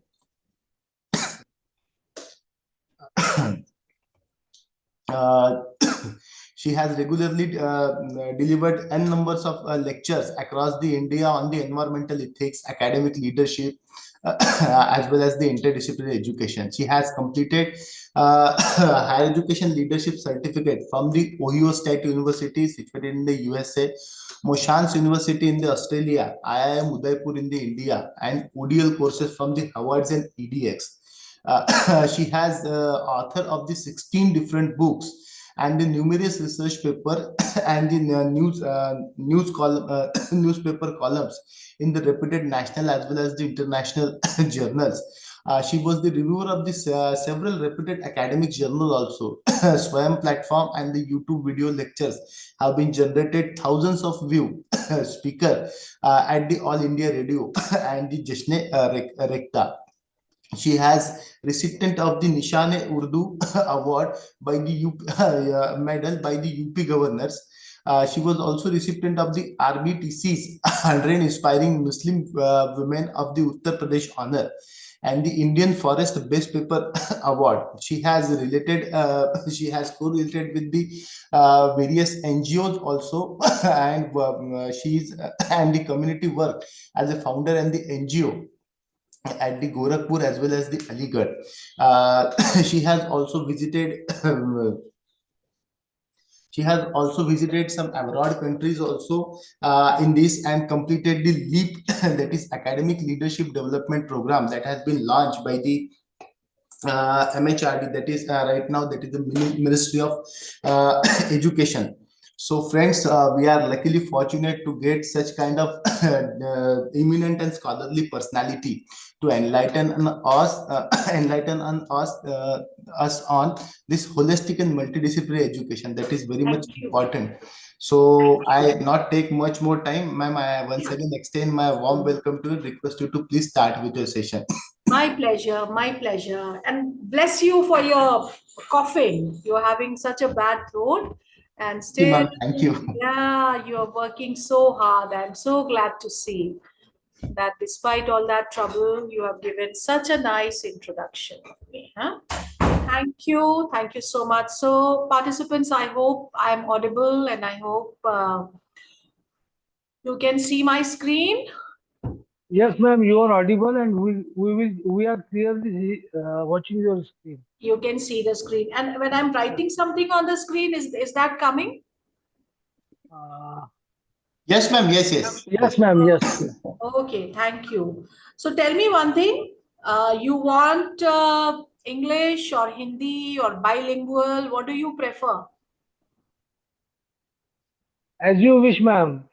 We are comfortable with English, Hindi, Marathi. Marathi, I don't know. Yeah. Okay, so I think we can, even I am comfortable with English or Hindi or Yes. bilingual. Yes. In English or Hindi, you can use both language, madam. Very good, very good. Thank you so much. And let Yeah, us now welcome, ma'am. begin. Yeah, let us now begin.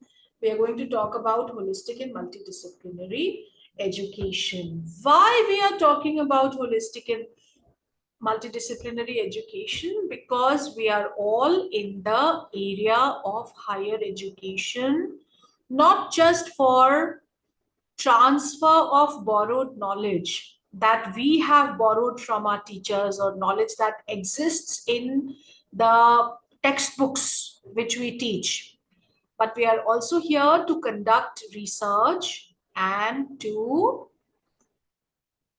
create new knowledge so that we add to the existing body of literature, so that we leave behind something that we write something new and we leave it for the coming generations. That's one important part of the total mandate of being a teacher in the higher education sector, a teacher who is also a practitioner in the higher education sector. So the fact about new knowledge is this, that it exists at the intersection of two disciplines. So you all must have been to college. Maybe you have done zoology, maybe you have done political science, maybe you have done philosophy, whatever.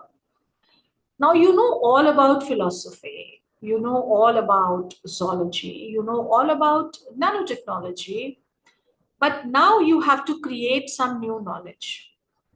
When you have to create that new knowledge, you will not be able to create that new knowledge only by confining yourself within the disciplinary boundaries of your own subject.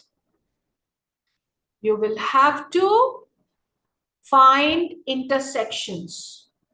This is your discipline. But down the line, you will have to cross some other discipline. And at this intersection, there will be the creation of new knowledge. Okay?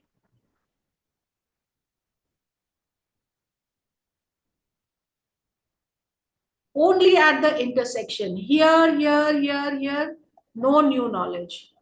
No. New knowledge will be when your discipline intersects with another discipline at this juncture. And also very interestingly, when there is a certain problem, a hurdle, an issue, if you approach it with one discipline, no solution. But if you approach it with more than one disciplines, only then a solution can be arrived at. That is why the new education policy is all about, these days, it's all about new knowledge creation, it's all about innovation. Lecture mein hu, I'll call you later. It's all about innovation. It's all about giving something new to the industry and to the society so that the industry and the society can develop. So now, my dear friends, for you as a teacher in a college or a university, it is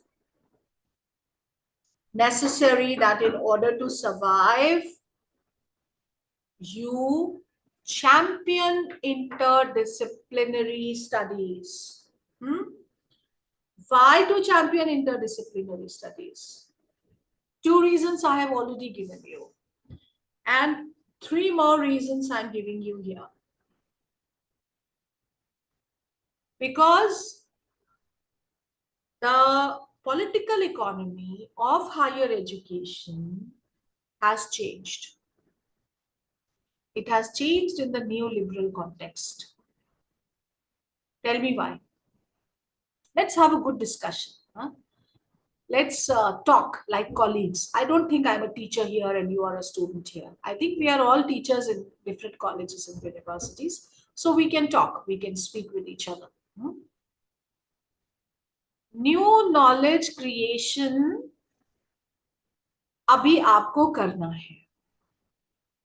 तो थोड़ा सा आप मुझे बताएंगे कि आज की जो हायर एजुकेशन की सब बातें हैं वो कैसे बदली हुई हैं, उस समय से बहुत बदल गई हैं जिस समय में हम छोटे थे या हम कम उम्र के थे. जब हम पढ़ाई कर रहे थे तब वो रियलिटीज क्या थी और अभी वो रियलिटीज क्या हो गई हैं. आपको कुछ महसूस होता है अपने कॉलेज में? आपको कोई ऐसा बहुत बड़ा चेंज कुछ नजर आता है?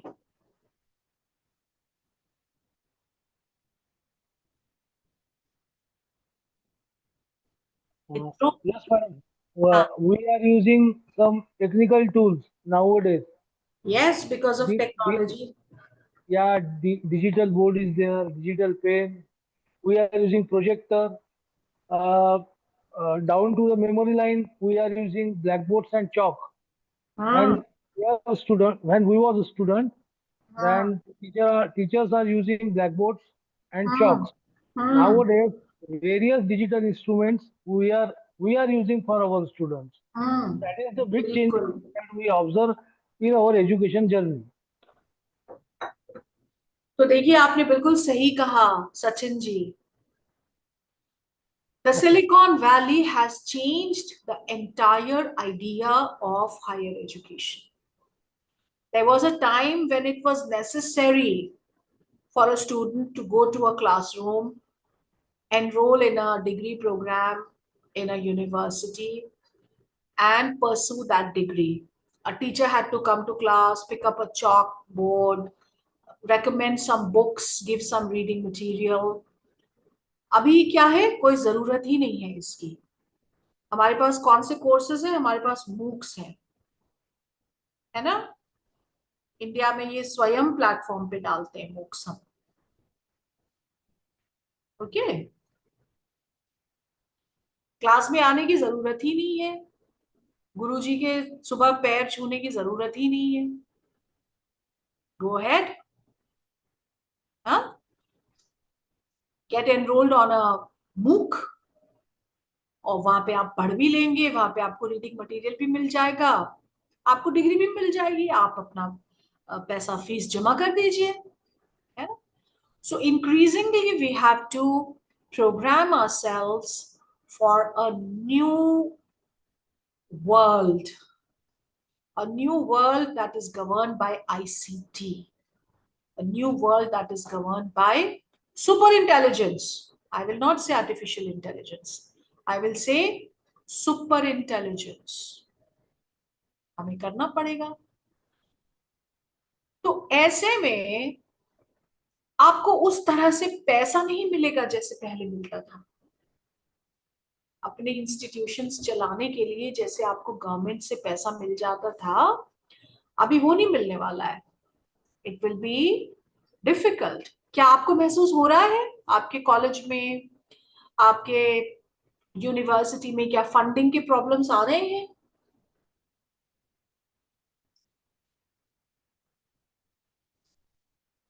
हर जगह फीस बढ़ाई जा रही है, गवर्नमेंट्स पैसे नहीं दे पा रहे, चाहे वो ट्रम्प जी हो चाहे वो मोदी जी हो.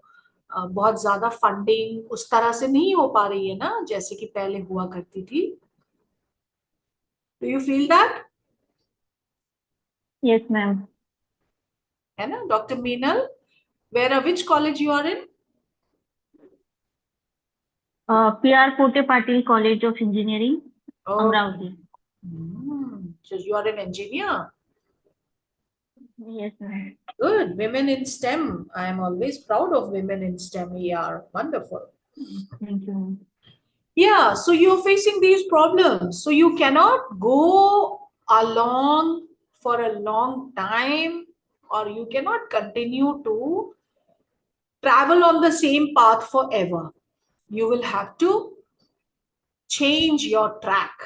You will have to take a shift from this to that. उसके बिना तो नहीं होने वाला है. So that's one reason.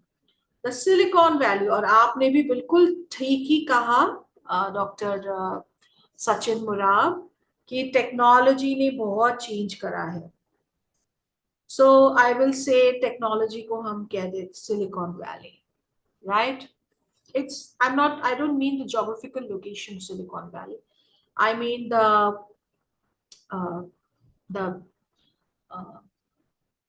kind of symbolism that we get from the Silicon Valley. I mean it as a metaphor, basically.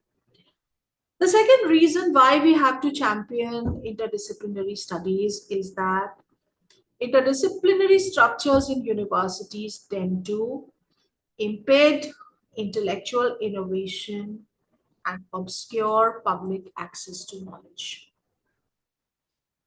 क्या होता है जब आप रिसर्च पेपर लिखते हैं किसी न्यू नॉलेज का,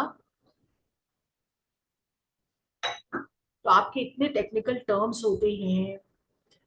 अब देखिए, मैं अपने डेंटिस्ट के पास जाती हूँ, तो मैं कहती हूँ मेरे इस दांत में ये दर्द है, तो उसने मेरे दांतों का नंबर रख रखा है ना? वो जब आपस में बात करते हैं तो वो दांत को दांत नहीं कहते हैं, उसका कोई number 1, number 2, number A2, D2 ऐसे बात करते हैं. अच्छा, ये जो दांतों के नीचे होता है जिसमें हमारे दांत लगे होते हैं, उसको क्या कहते हैं हिंदी में?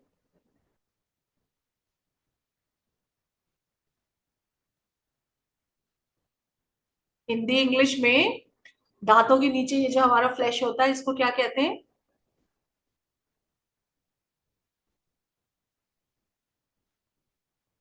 कोई बताएगा? गम्स. गम्स जानते हैं आप?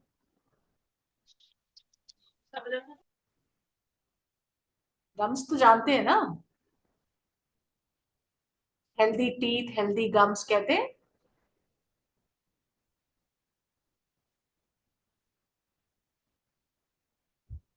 नहीं, कोई जवाब नहीं देगा. Yes, ma'am. So you know ना, गम्स क्या कहते हैं मराठी में? गम्स को क्या कहते हैं? हम तो हिंदी में मसूड़ा कहते हैं. Right. मराठी में हिरडी बोलते हैं. हिरडी बोलते हैं. लेकिन डेंटिस्ट उसको कहते हैं जिंजाइवा. है ना? डेंटिस्ट उसको कभी भी गम्स या मतलब इंग्लिश का भी उनको कॉमन टर्म नहीं पसंद है, उन्हें चाहिए बहुत ही टेक्निकल टर्म. तो होता क्या है कि जब इस तरह से इतना ज्यादा जार्गन यूज होता है, तो फिर जो नॉलेज, न्यू नॉलेज क्रिएट हो रही है हायर एजुकेशन इंस्टीट्यूशंस में, यूनिवर्सिटीज में, वो जो न्यू नॉलेज जो है वो पब्लिक तक नहीं पहुंच पाती. It is obscured. पब्लिक को बता भी दिया जाता है तो पब्लिक, और ऐसा नहीं है कि पब्लिक इस काबिल नहीं है कि नए टर्म्स को ना सीख सके.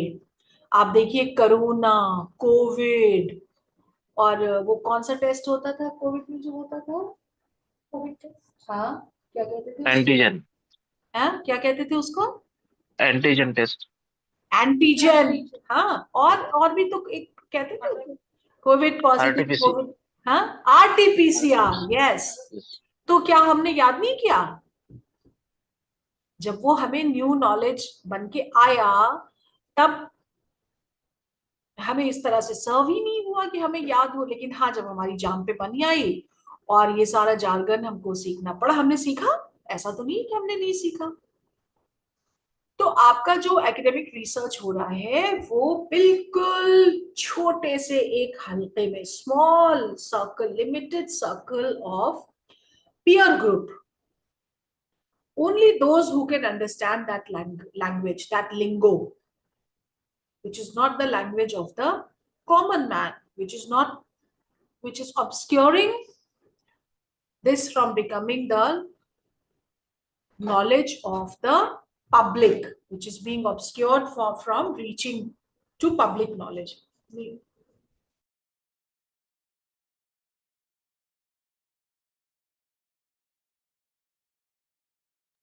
Just give me a moment. I have just received a very important paper. Let me have a look and I'll get back.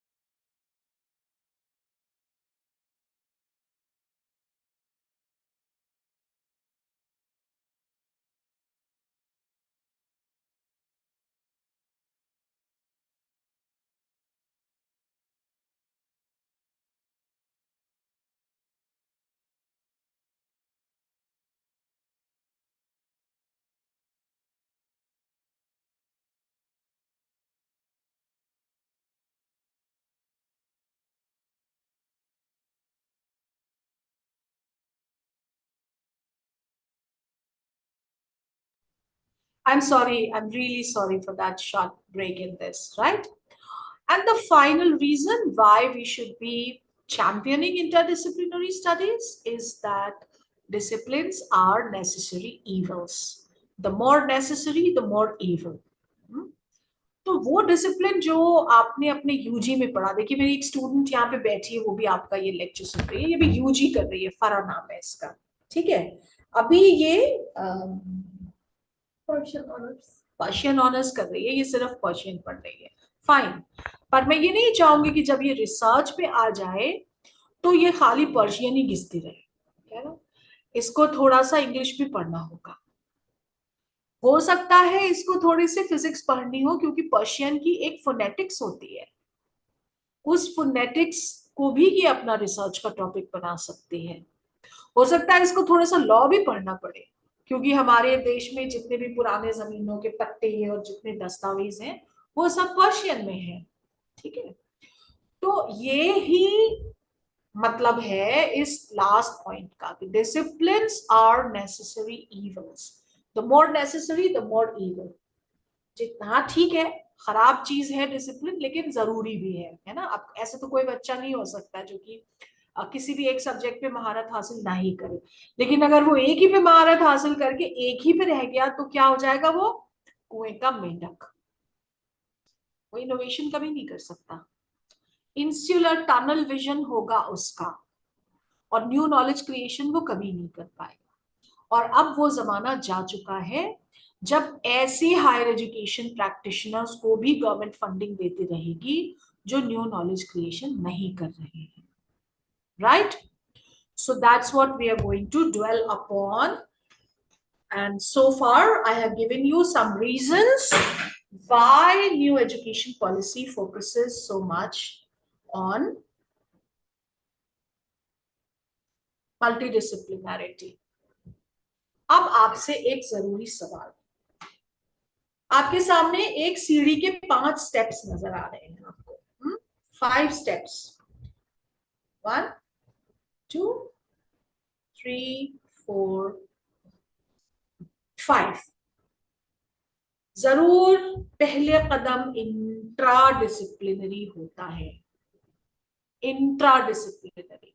कोई मुझे बताएगा इंट्रा डिसिप्लिनरी का क्या मतलब होता है?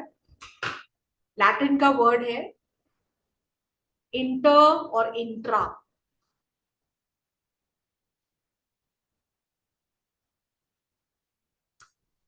Anyone?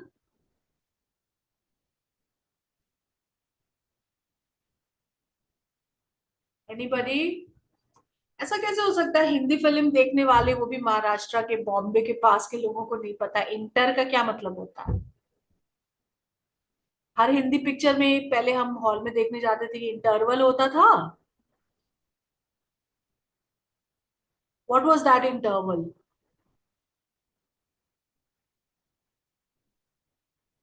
The movie is divided into two parts, and between these two parts there is a little space. That is what we call the interval. So interval is between two and intra is within one. ठीक है? तो पहला आपका कदम हो गया intra disciplinary, दूसरा cross disciplinary, तीसरा multi disciplinary, चौथा होता है इंटर डिसिप्लिनरी, और फाइनली जो आपकी निर्वाणा है ना, लास्ट, कैसे लिखेंगे हिंदी में? निर्वाणा. जो आपका लास्ट निर्वाणा है वो है trans disciplinary.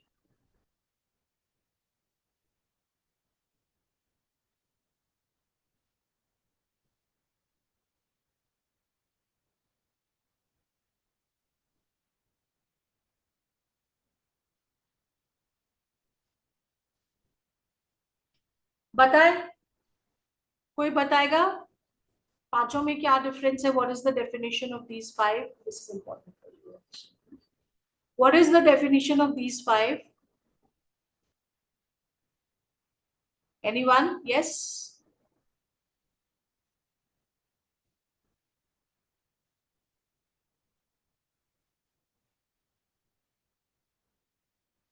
Intra, cross, multi, inter, trans. बताइए Meenal madam.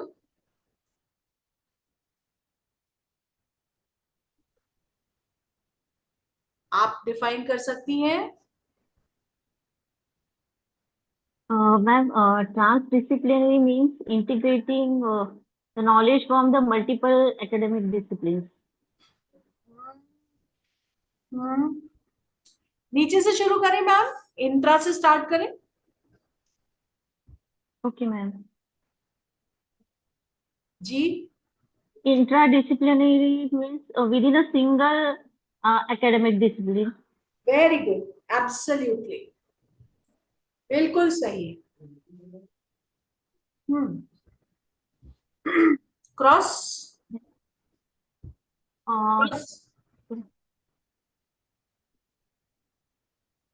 Cross-disciplinary means within, I think it is also work from the different fields, means different academic, it should include different academic terms.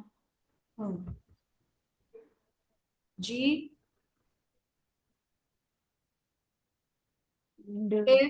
Then comes means within two. What is multi? Multi का क्या मतलब होता है? एक, एक, दो, तीन, ये कई तरह के हो गए तो ये मल्टी डिसिप्लिनरी हो गया. हाँ, मल्टीपल डिसिप्लिन. यस, हर तरह. अब आप इसको कैसे भी चेंज कर दीजिए, ये मल्टी डिसिप्लिनरी हो जाएगा. Yes, yes. अलग अलग मिला दिया, मल्टी डिसिप्लिनरी हो गया. हाँ. इंटरडिसिप्लिनरी क्या है? What is interdisciplinary? अभी हमने देखा इंटरसेक्शन बन रहा है विदिन टू डिसिप्लिन. हाँ, एक इंटरसेक्शन बना, दोनों डिसिप्लिन क्रॉस कर रहे हैं. ठीक है, ये एरिया जो है वो इंटरडिसिप्लिनरी हो गया. Trans, what is trans? Within multiple discipline. Multiple areas, outside. Multiple areas. Outside discipline, discipline के बाहर जाना होगा.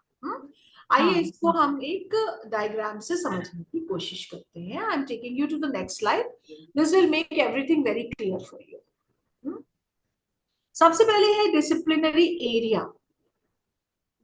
आपने किसी चीज में ग्रेजुएशन किया होगा, आपने किसी चीज में पीजी किया होगा. तो ग्रेजुएशन पे आप एक ब्रॉड डिसिप्लिन पढ़ते हैं.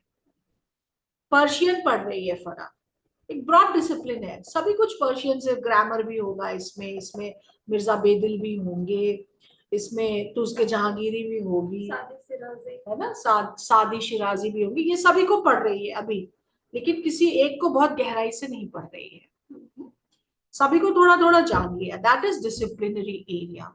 नाउ इन हर पीजी, जब ये मास्टर्स करेगी तो उसमें से एक छोटा सा कोई एरिया ले लेगी, नैरो डाउन करेगी जरा अपने को, है ना।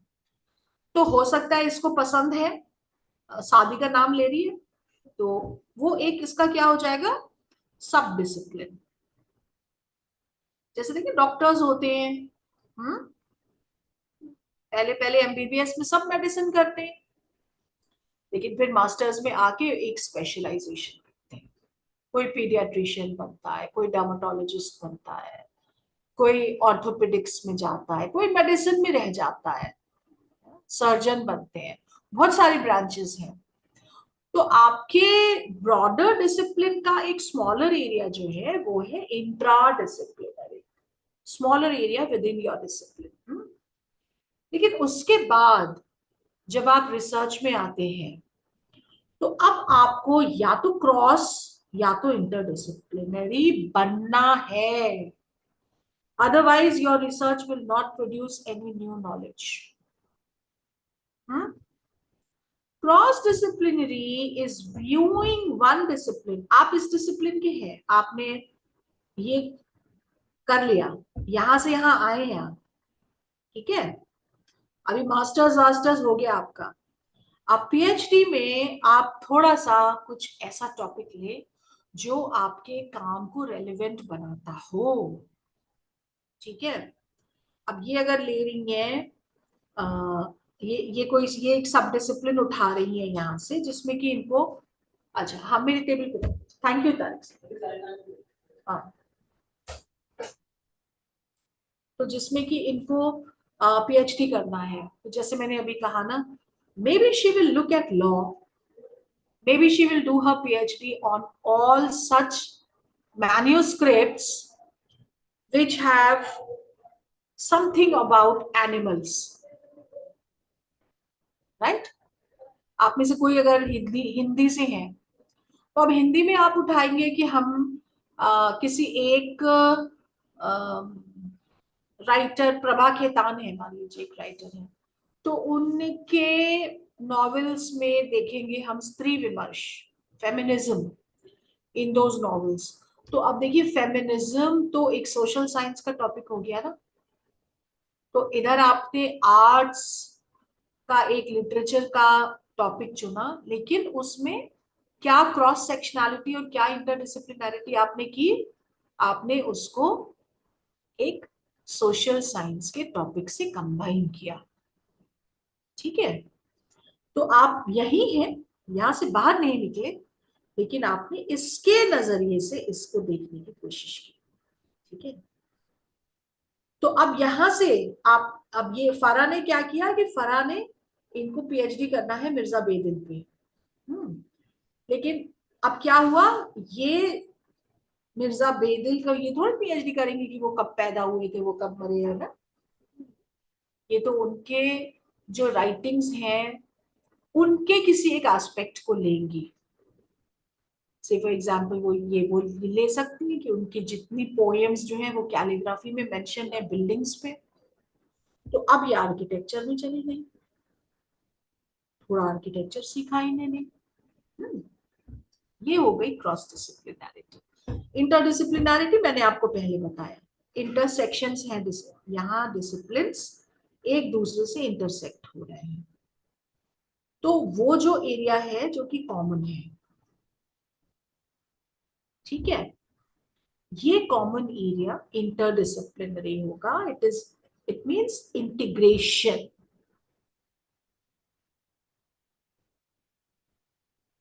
Integration of two disciplines, biochemistry है,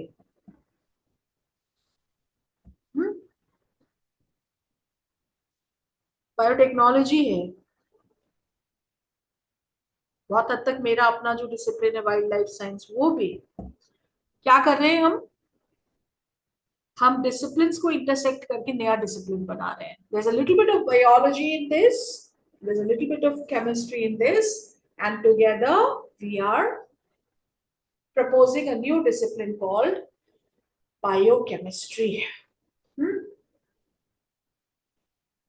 देखिए, इसके बाद आता है मल्टीडिसिप्लिनरी. लेकिन मल्टीडिसिप्लिनरी में आप याद रखिएगा कि कोई इंटीग्रेशन नहीं हो रहा है. डिसिप्लिन्स अपनी अपनी जगह पे हैं, ये मिल नहीं रहे हैं, लेकिन ये साथ आ रहे हैं. They are coming together, collaborate कर रहे हैं.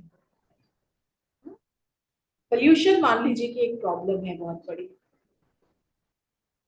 तो दिल्ली में कुछ सोशल वर्कर्स और कुछ एनवायरमेंटल साइंटिस्ट्स साथ आएंगे. एनवायरमेंटल साइंटिस्ट सोशल वर्कर नहीं बनेगा. Okay, social worker environmental scientist नहीं बनेगा, लेकिन वो दोनों साथ मिलकर के इस प्रॉब्लम को हल करने की कोशिश करेंगे कि दिल्ली में कैसे पोल्यूशन को कम किया जा सकता है. So it's a real life ground level problem which can be solved only when there is a multidisciplinary approach. एक डिसिप्लिन के अप्रोच से कुछ भी नहीं होता है. फाइनली, जैसे कि अभी मैडम ने कहा, मैडम मीनल ने, she just said transdisciplinary, go outside the discipline, बाहर निकल जाओ. ये डिसिप्लिन है ना, इससे बाहर निकल जाओ. पॉलिसी, गवर्नमेंट, एनजीओ, इनके साथ में मिलकर के आप काम करिए. Okay, NGO, corporate sector,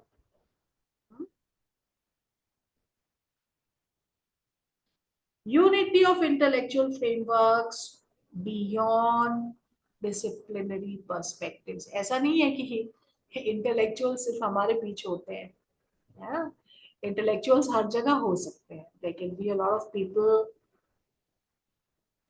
in the industry also who are great intellectuals, and they can get things done. They can think, they can write, and they are leaders. जब वो लीड कर रहे हैं तो उन्हें पता ही होगा. So is it clear? Yes, ma'am. All right. Therefore, now the National Education Policy has come up with the draft that has been approved and implemented, that education will be holistic and multidisciplinary, and it should develop the whole person, including their intellectual, aesthetic, social, physical, emotional, interpersonal, humanistic, and moral capacities. And this NEP aims to do through curriculum. ठीक है, एक ऐसा curriculum जो कि integrate करता हो multi डिसिप्लिनैरिटी, जो कि इंटीग्रेट करता हो होलिस्टिक एजुकेशन. बीएससी में एडमिशन लेंगे बच्चे तो सिर्फ पर्शियन नहीं पढ़ेंगे. देखिए, वो आके हमसे एनवायरमेंटल, इको एथिक्स भी पढ़ रहे हैं, है ना. और क्या लिया बेटा तुमने? हिस्ट्री. और वो हिस्ट्री भी पढ़ रहे हैं, ज्योग्राफी, वो ज्योग्राफी भी पढ़ रहे हैं, वो पॉलिटिकल साइंस भी पढ़ रहे हैं. Right. So this is what the NEP is now doing. जबकि ऐसा पहले नहीं था ना. जब हम और आप कॉलेज गए थे तो हमने तो डिफरेंट सब्जेक्ट्स नहीं पढ़े थे. हम तो बस बीएससी में एडमिशन हो गया, बॉटनी पढ़ना है बॉटनी पढ़ लिया. एमएससी में आ गए और भी ज्यादा वाइल्ड लाइफ पढ़ना था, वाइल्ड लाइफ पढ़ गया. स्पेशलाइजेशन, सुपर स्पेशलाइजेशन हमारे साथ हुआ है. इसलिए हमें रिसर्च में तकलीफ होती है. हम न्यू नॉलेज नहीं क्रिएट कर पाते हैं. हम डुप्लीकेशन ऑफ डेटा करते हैं, हम रेप्लिकेशन ऑफ रिजल्ट्स करते हैं. ये हमारा काम है न्यू नॉलेज क्रिएशन. वो हमारा बहुत लो जाता है. Our research score is very low. So we know the methodology, research methodology हमें पढ़ाई जाती है, but we don't know how to be at that juncture where two disciplines intersect and from where there is production of new knowledge. ठीक है, तो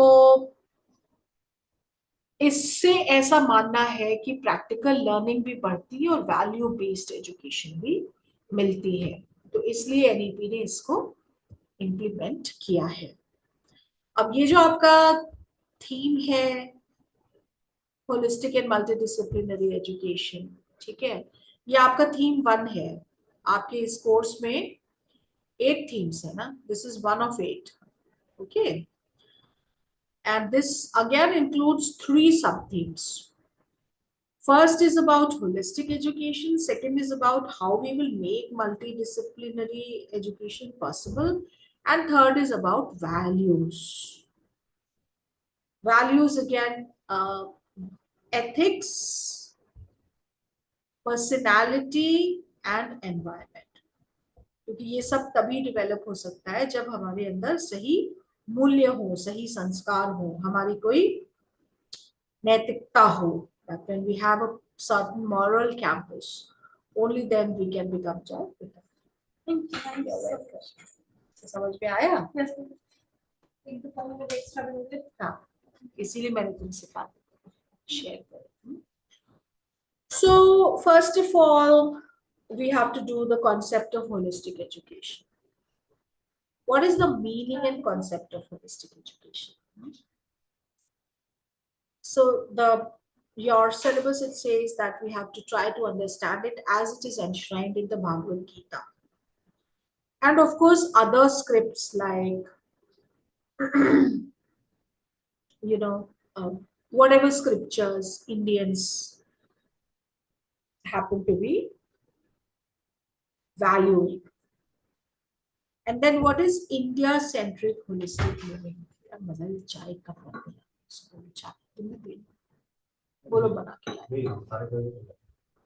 India-centric holistic living, the way it has been in the times of the sages and hermits.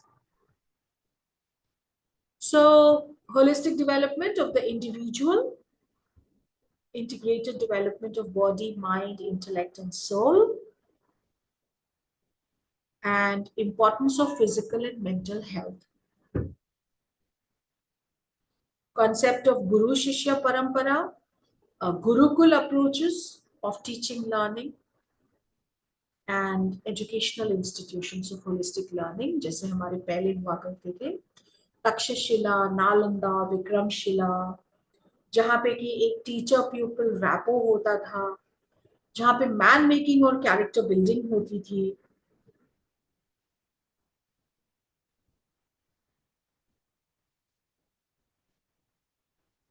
Philosophy of holistic education as propounded by Vivekananda, Sri Aurobindo, Rabindranath Tagore, and Madan Mohan Malviya, etc.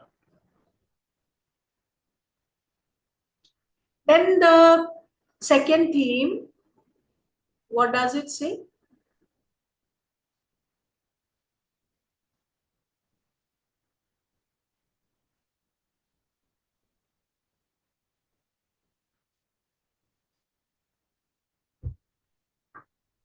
It talks about the concept of multidisciplinary education and multidisciplinarity.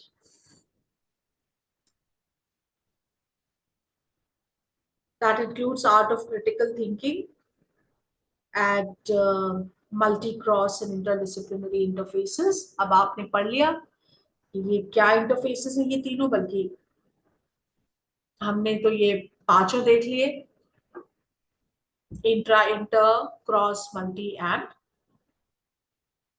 Trans, है ना, इसमें आप trans disciplinary भी देख चुके हैं। When it comes to implementing, तो इसमें क्या है? Concept of flexible and innovative curriculum, जिसको कि हम करने की कोशिश कर रहे हैं डुअल डिग्री से, एकेडमिक बैंक ऑफ क्रेडिट से, मल्टीपल एग्जिट मल्टीपल एंट्री से, क्रेडिट बेस्ड कोर्सेज और डिफरेंट डिसिप्लिन्स के projects, and also creating teacher education universities. Right. इसके बाद जो है फाइनली आपका आता है थर्ड थीम, जिसमें कि हम बात कर रहे हैं human values, ethics, personality development, and environmental education.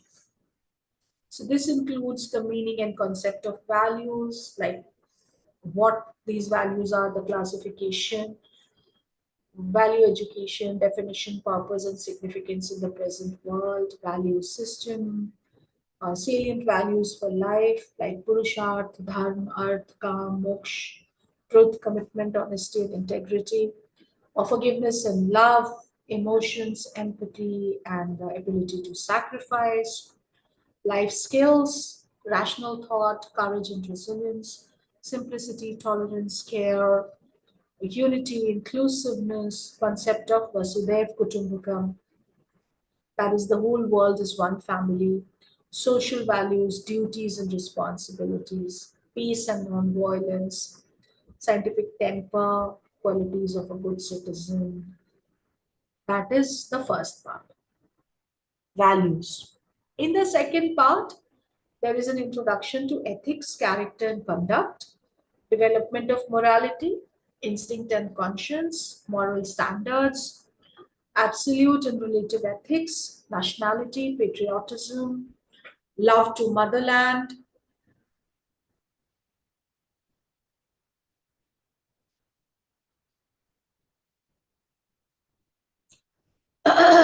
and love for mother languages,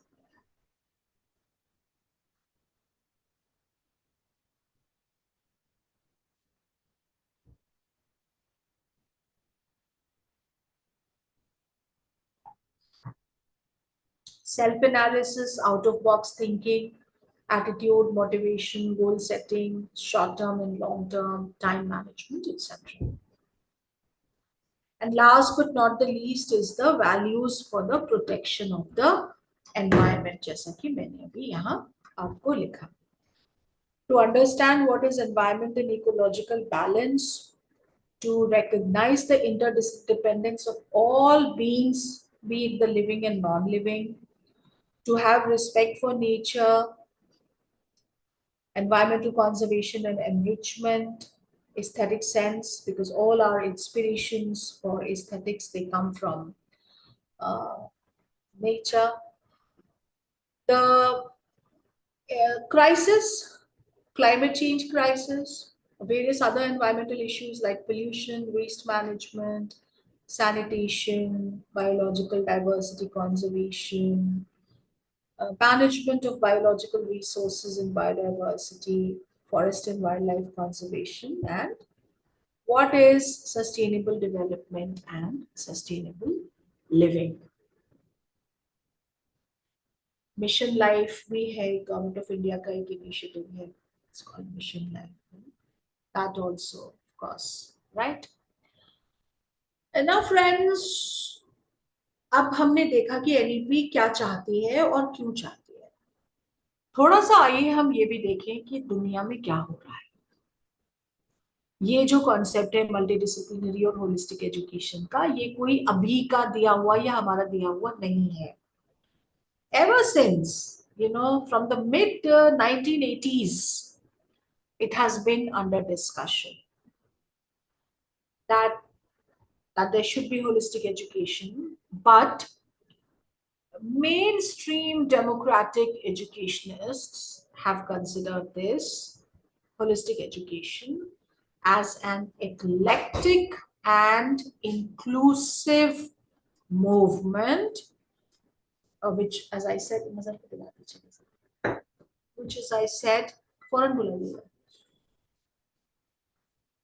it emerged in the 1980s as a response to the then dominant worldview of mainstream education. And it's an educational paradigm that integrates the idealistic ideas of humanistic education with spiritual philosophical ideas, and it incorporates principles of spirituality, wholeness, and interconnectedness, along with principles of freedom, autonomy, and democracy. And holistic education theorists assume an integration of what most progressive and democratic, मैंने बताया आपको, democratic movements in education have proposed should be kept separate, namely spirituality and humanistic ideas. तो लोगों का कहना waste में ये भी है कि भाई ये ideas, values, spirituality ये सिखाना एजुकेशनल इंस्टीट्यूशन का काम नहीं है. हमारे पास बॉटनी पढ़ने आए उनको बॉटनी पढ़ा के भेज दे, हमारे पास पर्शियन पढ़ने आए उनको पर्शियन पढ़ा के भेज दे, राइट? बट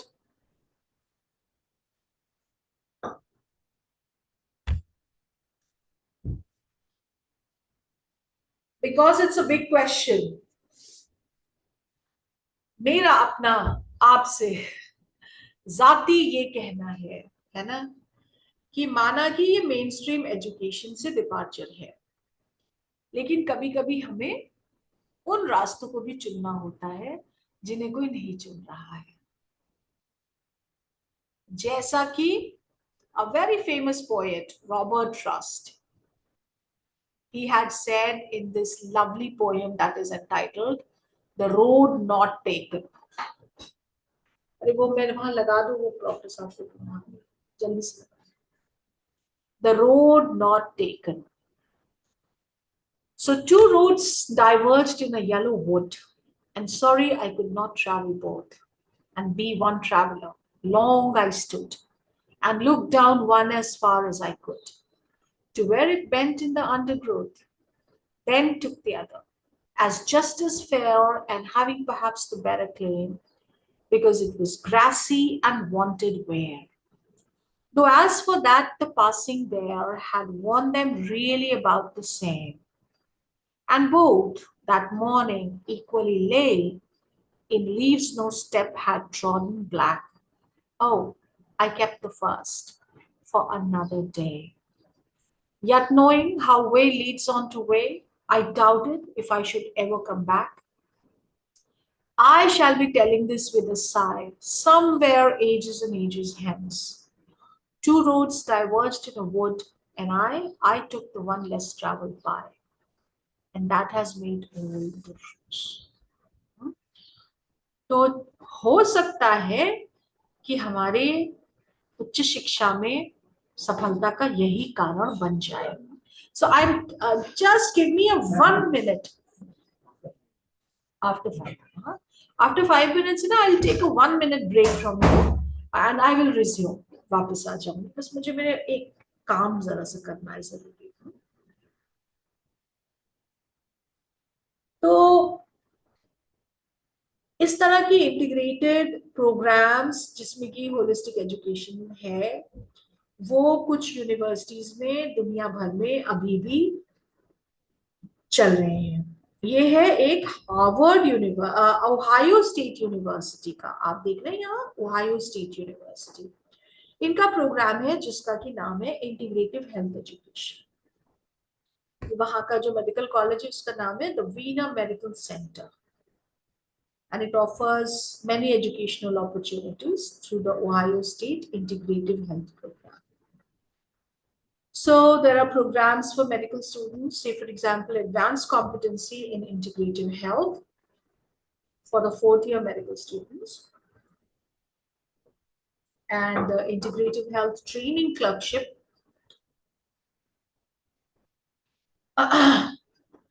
इसको भी, क्योंकि देखिए आपको इतना समझ में आता होगा कि पेशेंट केयर जो है, पेशेंट केयर, हम सब बीमार पड़ते हैं, हम सब के घर में कोई बीमार होगा, हो सकता है हमारे घरों में कोई डॉक्टर हो. मेरी बेटी मेडिकल पढ़ाई कर रही है. हम जब भी अपनी बीमारी या किसी और की बीमारी की बात करते हैं, हमें अंदाजा होता है कि ये पेशेंट केयर सिर्फ डॉक्टर के हाथ में नहीं है. Patient care has to be holistic. Of course, the paramedics also have a great role to play, but then again, it's not just limited to medical service providers. It might even run into the realms of social workers, social service providers, wellness people. I mean, lots. It might even lead to chaplaincy. Chaplaincy of different religions. In the army, there are chaplains from various religions. Because then they would read the Bible, they would read the Quran, they would read the Gita to the sick soldier, to the injured soldier, and they will give him some solace.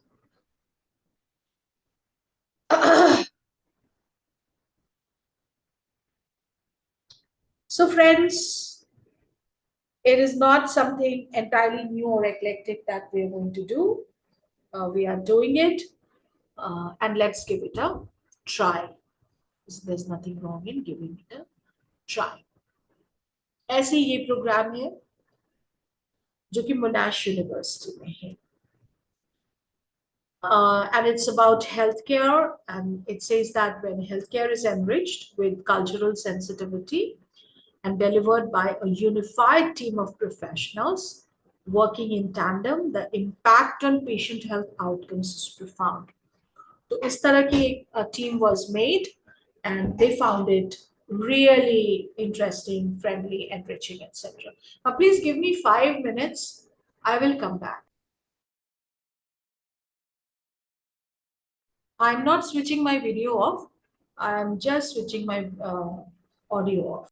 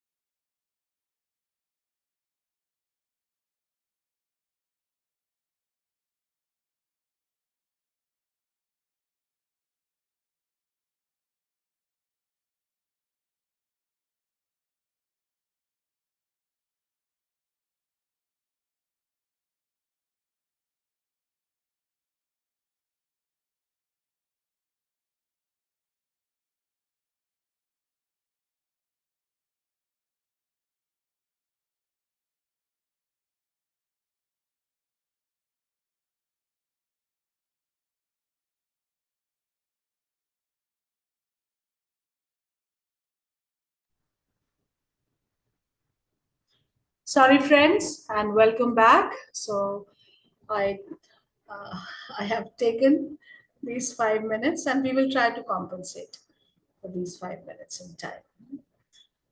So now I'm going to talk to you about an example of how there is possibility of new knowledge creation at the intersection of two disciplines, as we see in the Hardy-Weinberg law.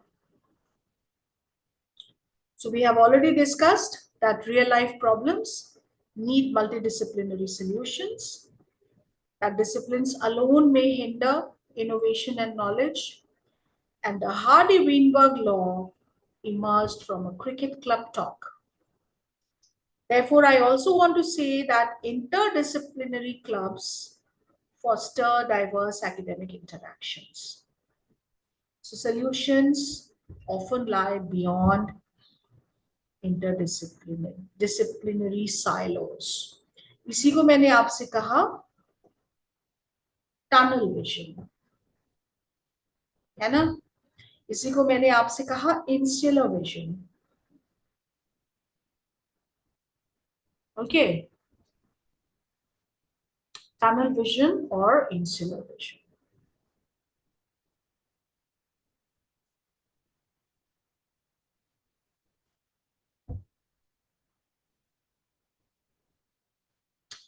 Now, this is the Hardy-Weinberg law, which students study in all evolutionary biology classes. And this is one law that I have also been teaching. It's called Hardy-Weinberg law. If you know a little bit of genetics, if you are aware of hereditary traits and other things, you would know what is transfer of characters from one generation to other, what are, alleles and dominant and recessive alleles, etc. So this law says that P plus Q is equal to 1. This is pure mathematics. Okay? This fact that P plus Q is equal to 1 is pure mathematics. However, it is being applied to genetics. So, some maths plus some bio, we come to an interdisciplinary perspective, that is the Hardy-Weinberg law. It solved a problem. It did solve a problem, and this problem wouldn't have been solved had Weinberg a genetics. Weinberg क्या थे? वो एक geneticist थे. और Hardy क्या थे? आप सबको पता है, he was a mathematician. How was Hardy very relevant to India? कोई बताएंगे?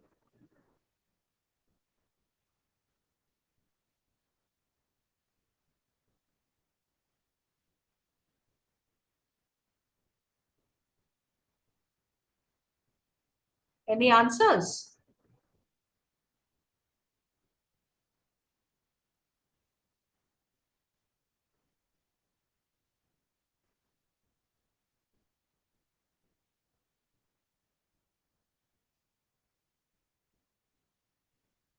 Hardy was the mathematician who took Ramanujan to the Cambridge University. And that's how there Ramanujan became the prodigal maths prodigy that he is known to be today. A mathematical genius. ऐसे ही बना था वो.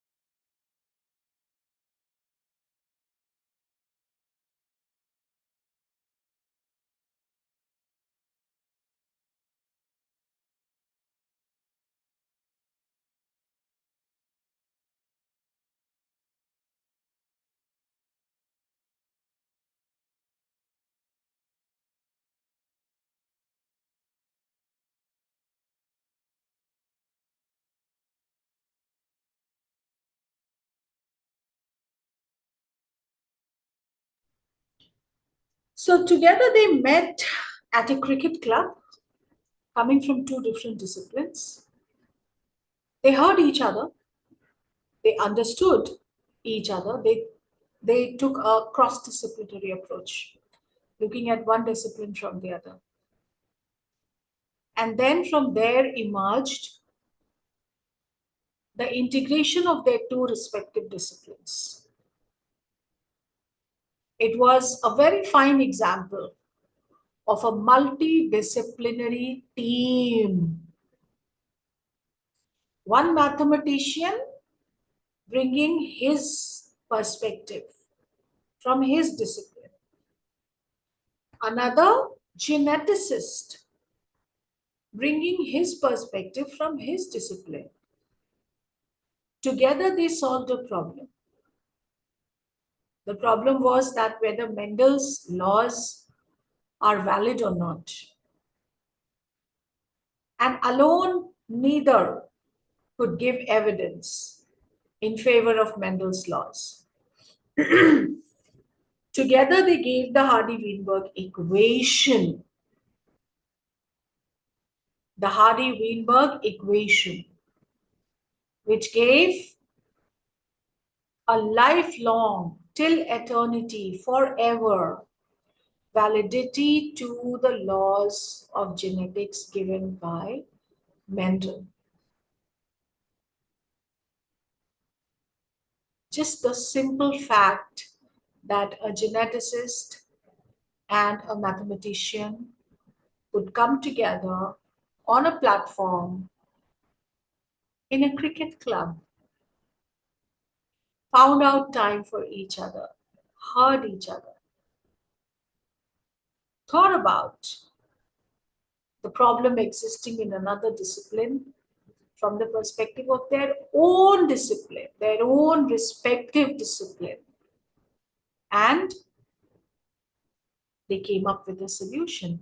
No new discipline emerged.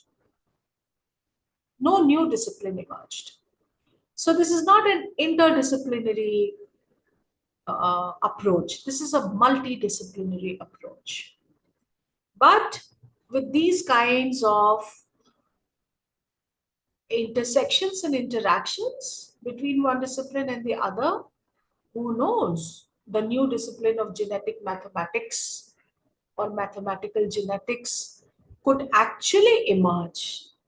And then there could be professionals properly, duly trained, who could actually propound a lot of theories that could amount to the creation of an entirely new discipline that is interdisciplinary in nature.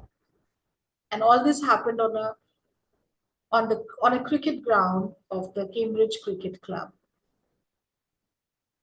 So when it comes to getting out of the silos of your disciplines, even going out to the canteen and talking to your friend in some other department matters, right? So this is a very strong case in favor of multidisciplinary research. Now, because multidisciplinarity is now it's the norm of the day, there are a lot of UGC and ministry frameworks, regulatory bodies, etc., which prefer multidisciplinarity. Say, for example, the NIRF, National Institutional Ranking Framework, whose job it is to rank higher educational institutions based on parameters like teaching, learning, research, outreach, innovation, and it encourages institutions to strive for excellence in all these areas like holistic and multidisciplinary education. The National Research Foundation, that is NRF, it also promotes, aims to promote research, innovation, and entrepreneurship, so that in our country, we have industry, academia linkage. Reduce the divide between industry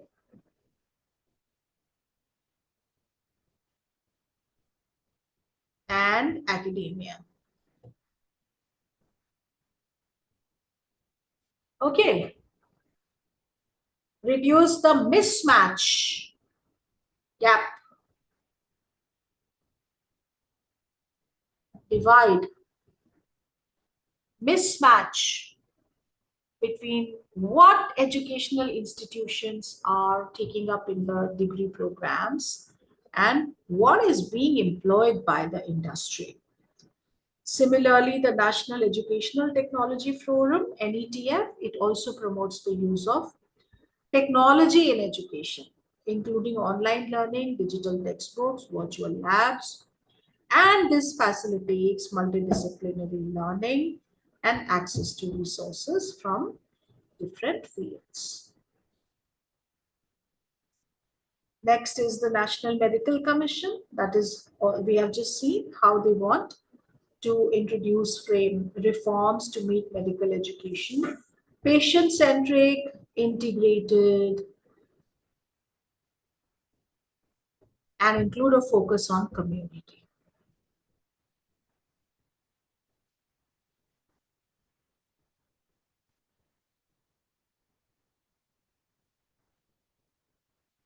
Then the National Council for Teacher Education.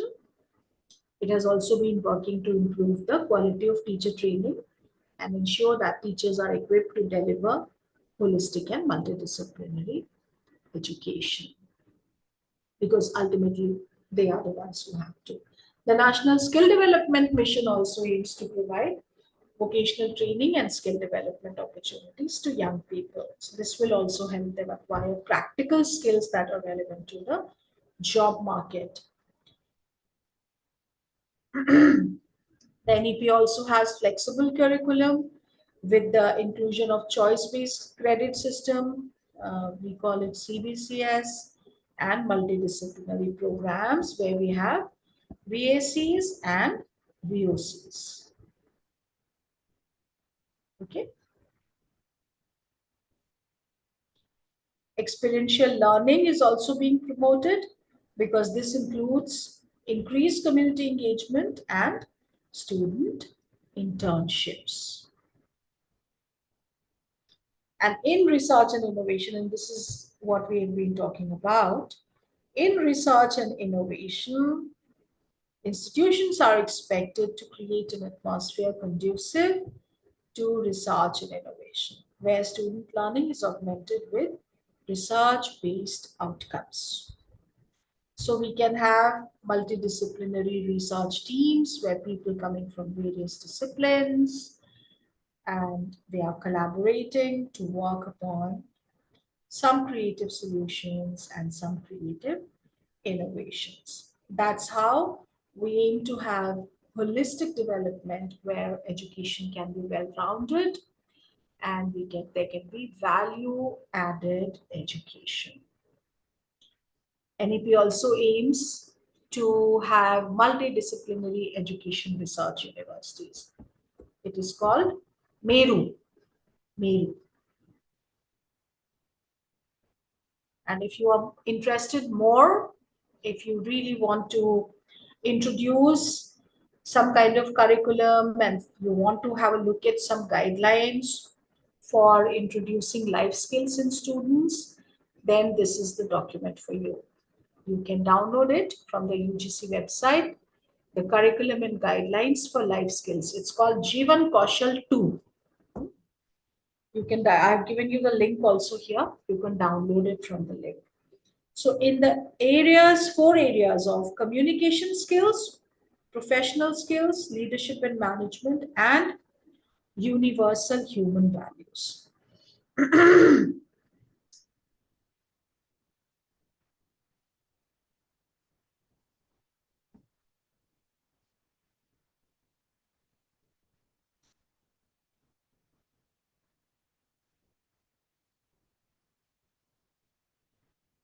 You may want to introduce a VAC or a VOC for your students, and you may want to introduce more multidisciplinarity, more holistic education, and more thing. So with that, my dear participants, I think we have now run out of our time, and I thank you for listening to me and for all the valuable opinions that you have given me. And if there are any questions, if there are any observations, I can still be here for another 5-10 minutes if allowed. So you may please ask. Over to you. Thank you, ma'am. Thank you. Participants, if you have any questions or the queries, you can please directly ask to Professor Abbasi, ma'am. Please, anyone.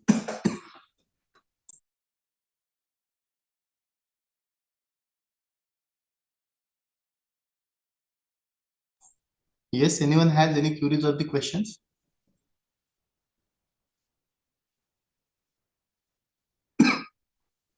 I think you can confirm there are no questions, then we can conclude.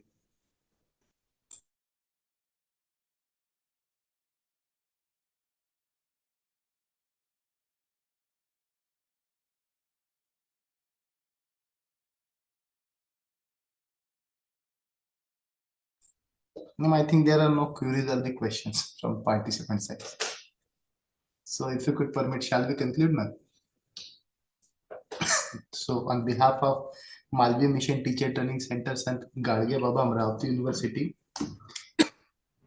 and Jagdamba College of Engineering and Technology, Yavatmal, I extend my sincere thanks to Professor Abbasi ma'am for such a wonderful and insightful session towards this holistic and multidisciplinary education. And you have explained the different components of this multidisciplinarity in the era of this national education policy. And definitely we will assure you to inculcate this your inputs in our curricula and in our upcoming curricula and our institutions. With this, I once again extend my sincere thanks to you for your thought-provoking session and precious time here. And with the and with the kind consent of Professor Abbasi ma'am, I would like to declare that this session will be over here. Thank you, ma'am. Thank you, sir. Thank you. Thank you. Thank you, sir. Thank you, ma'am. Thank you, sir. Thank you. Thank you, Thank you.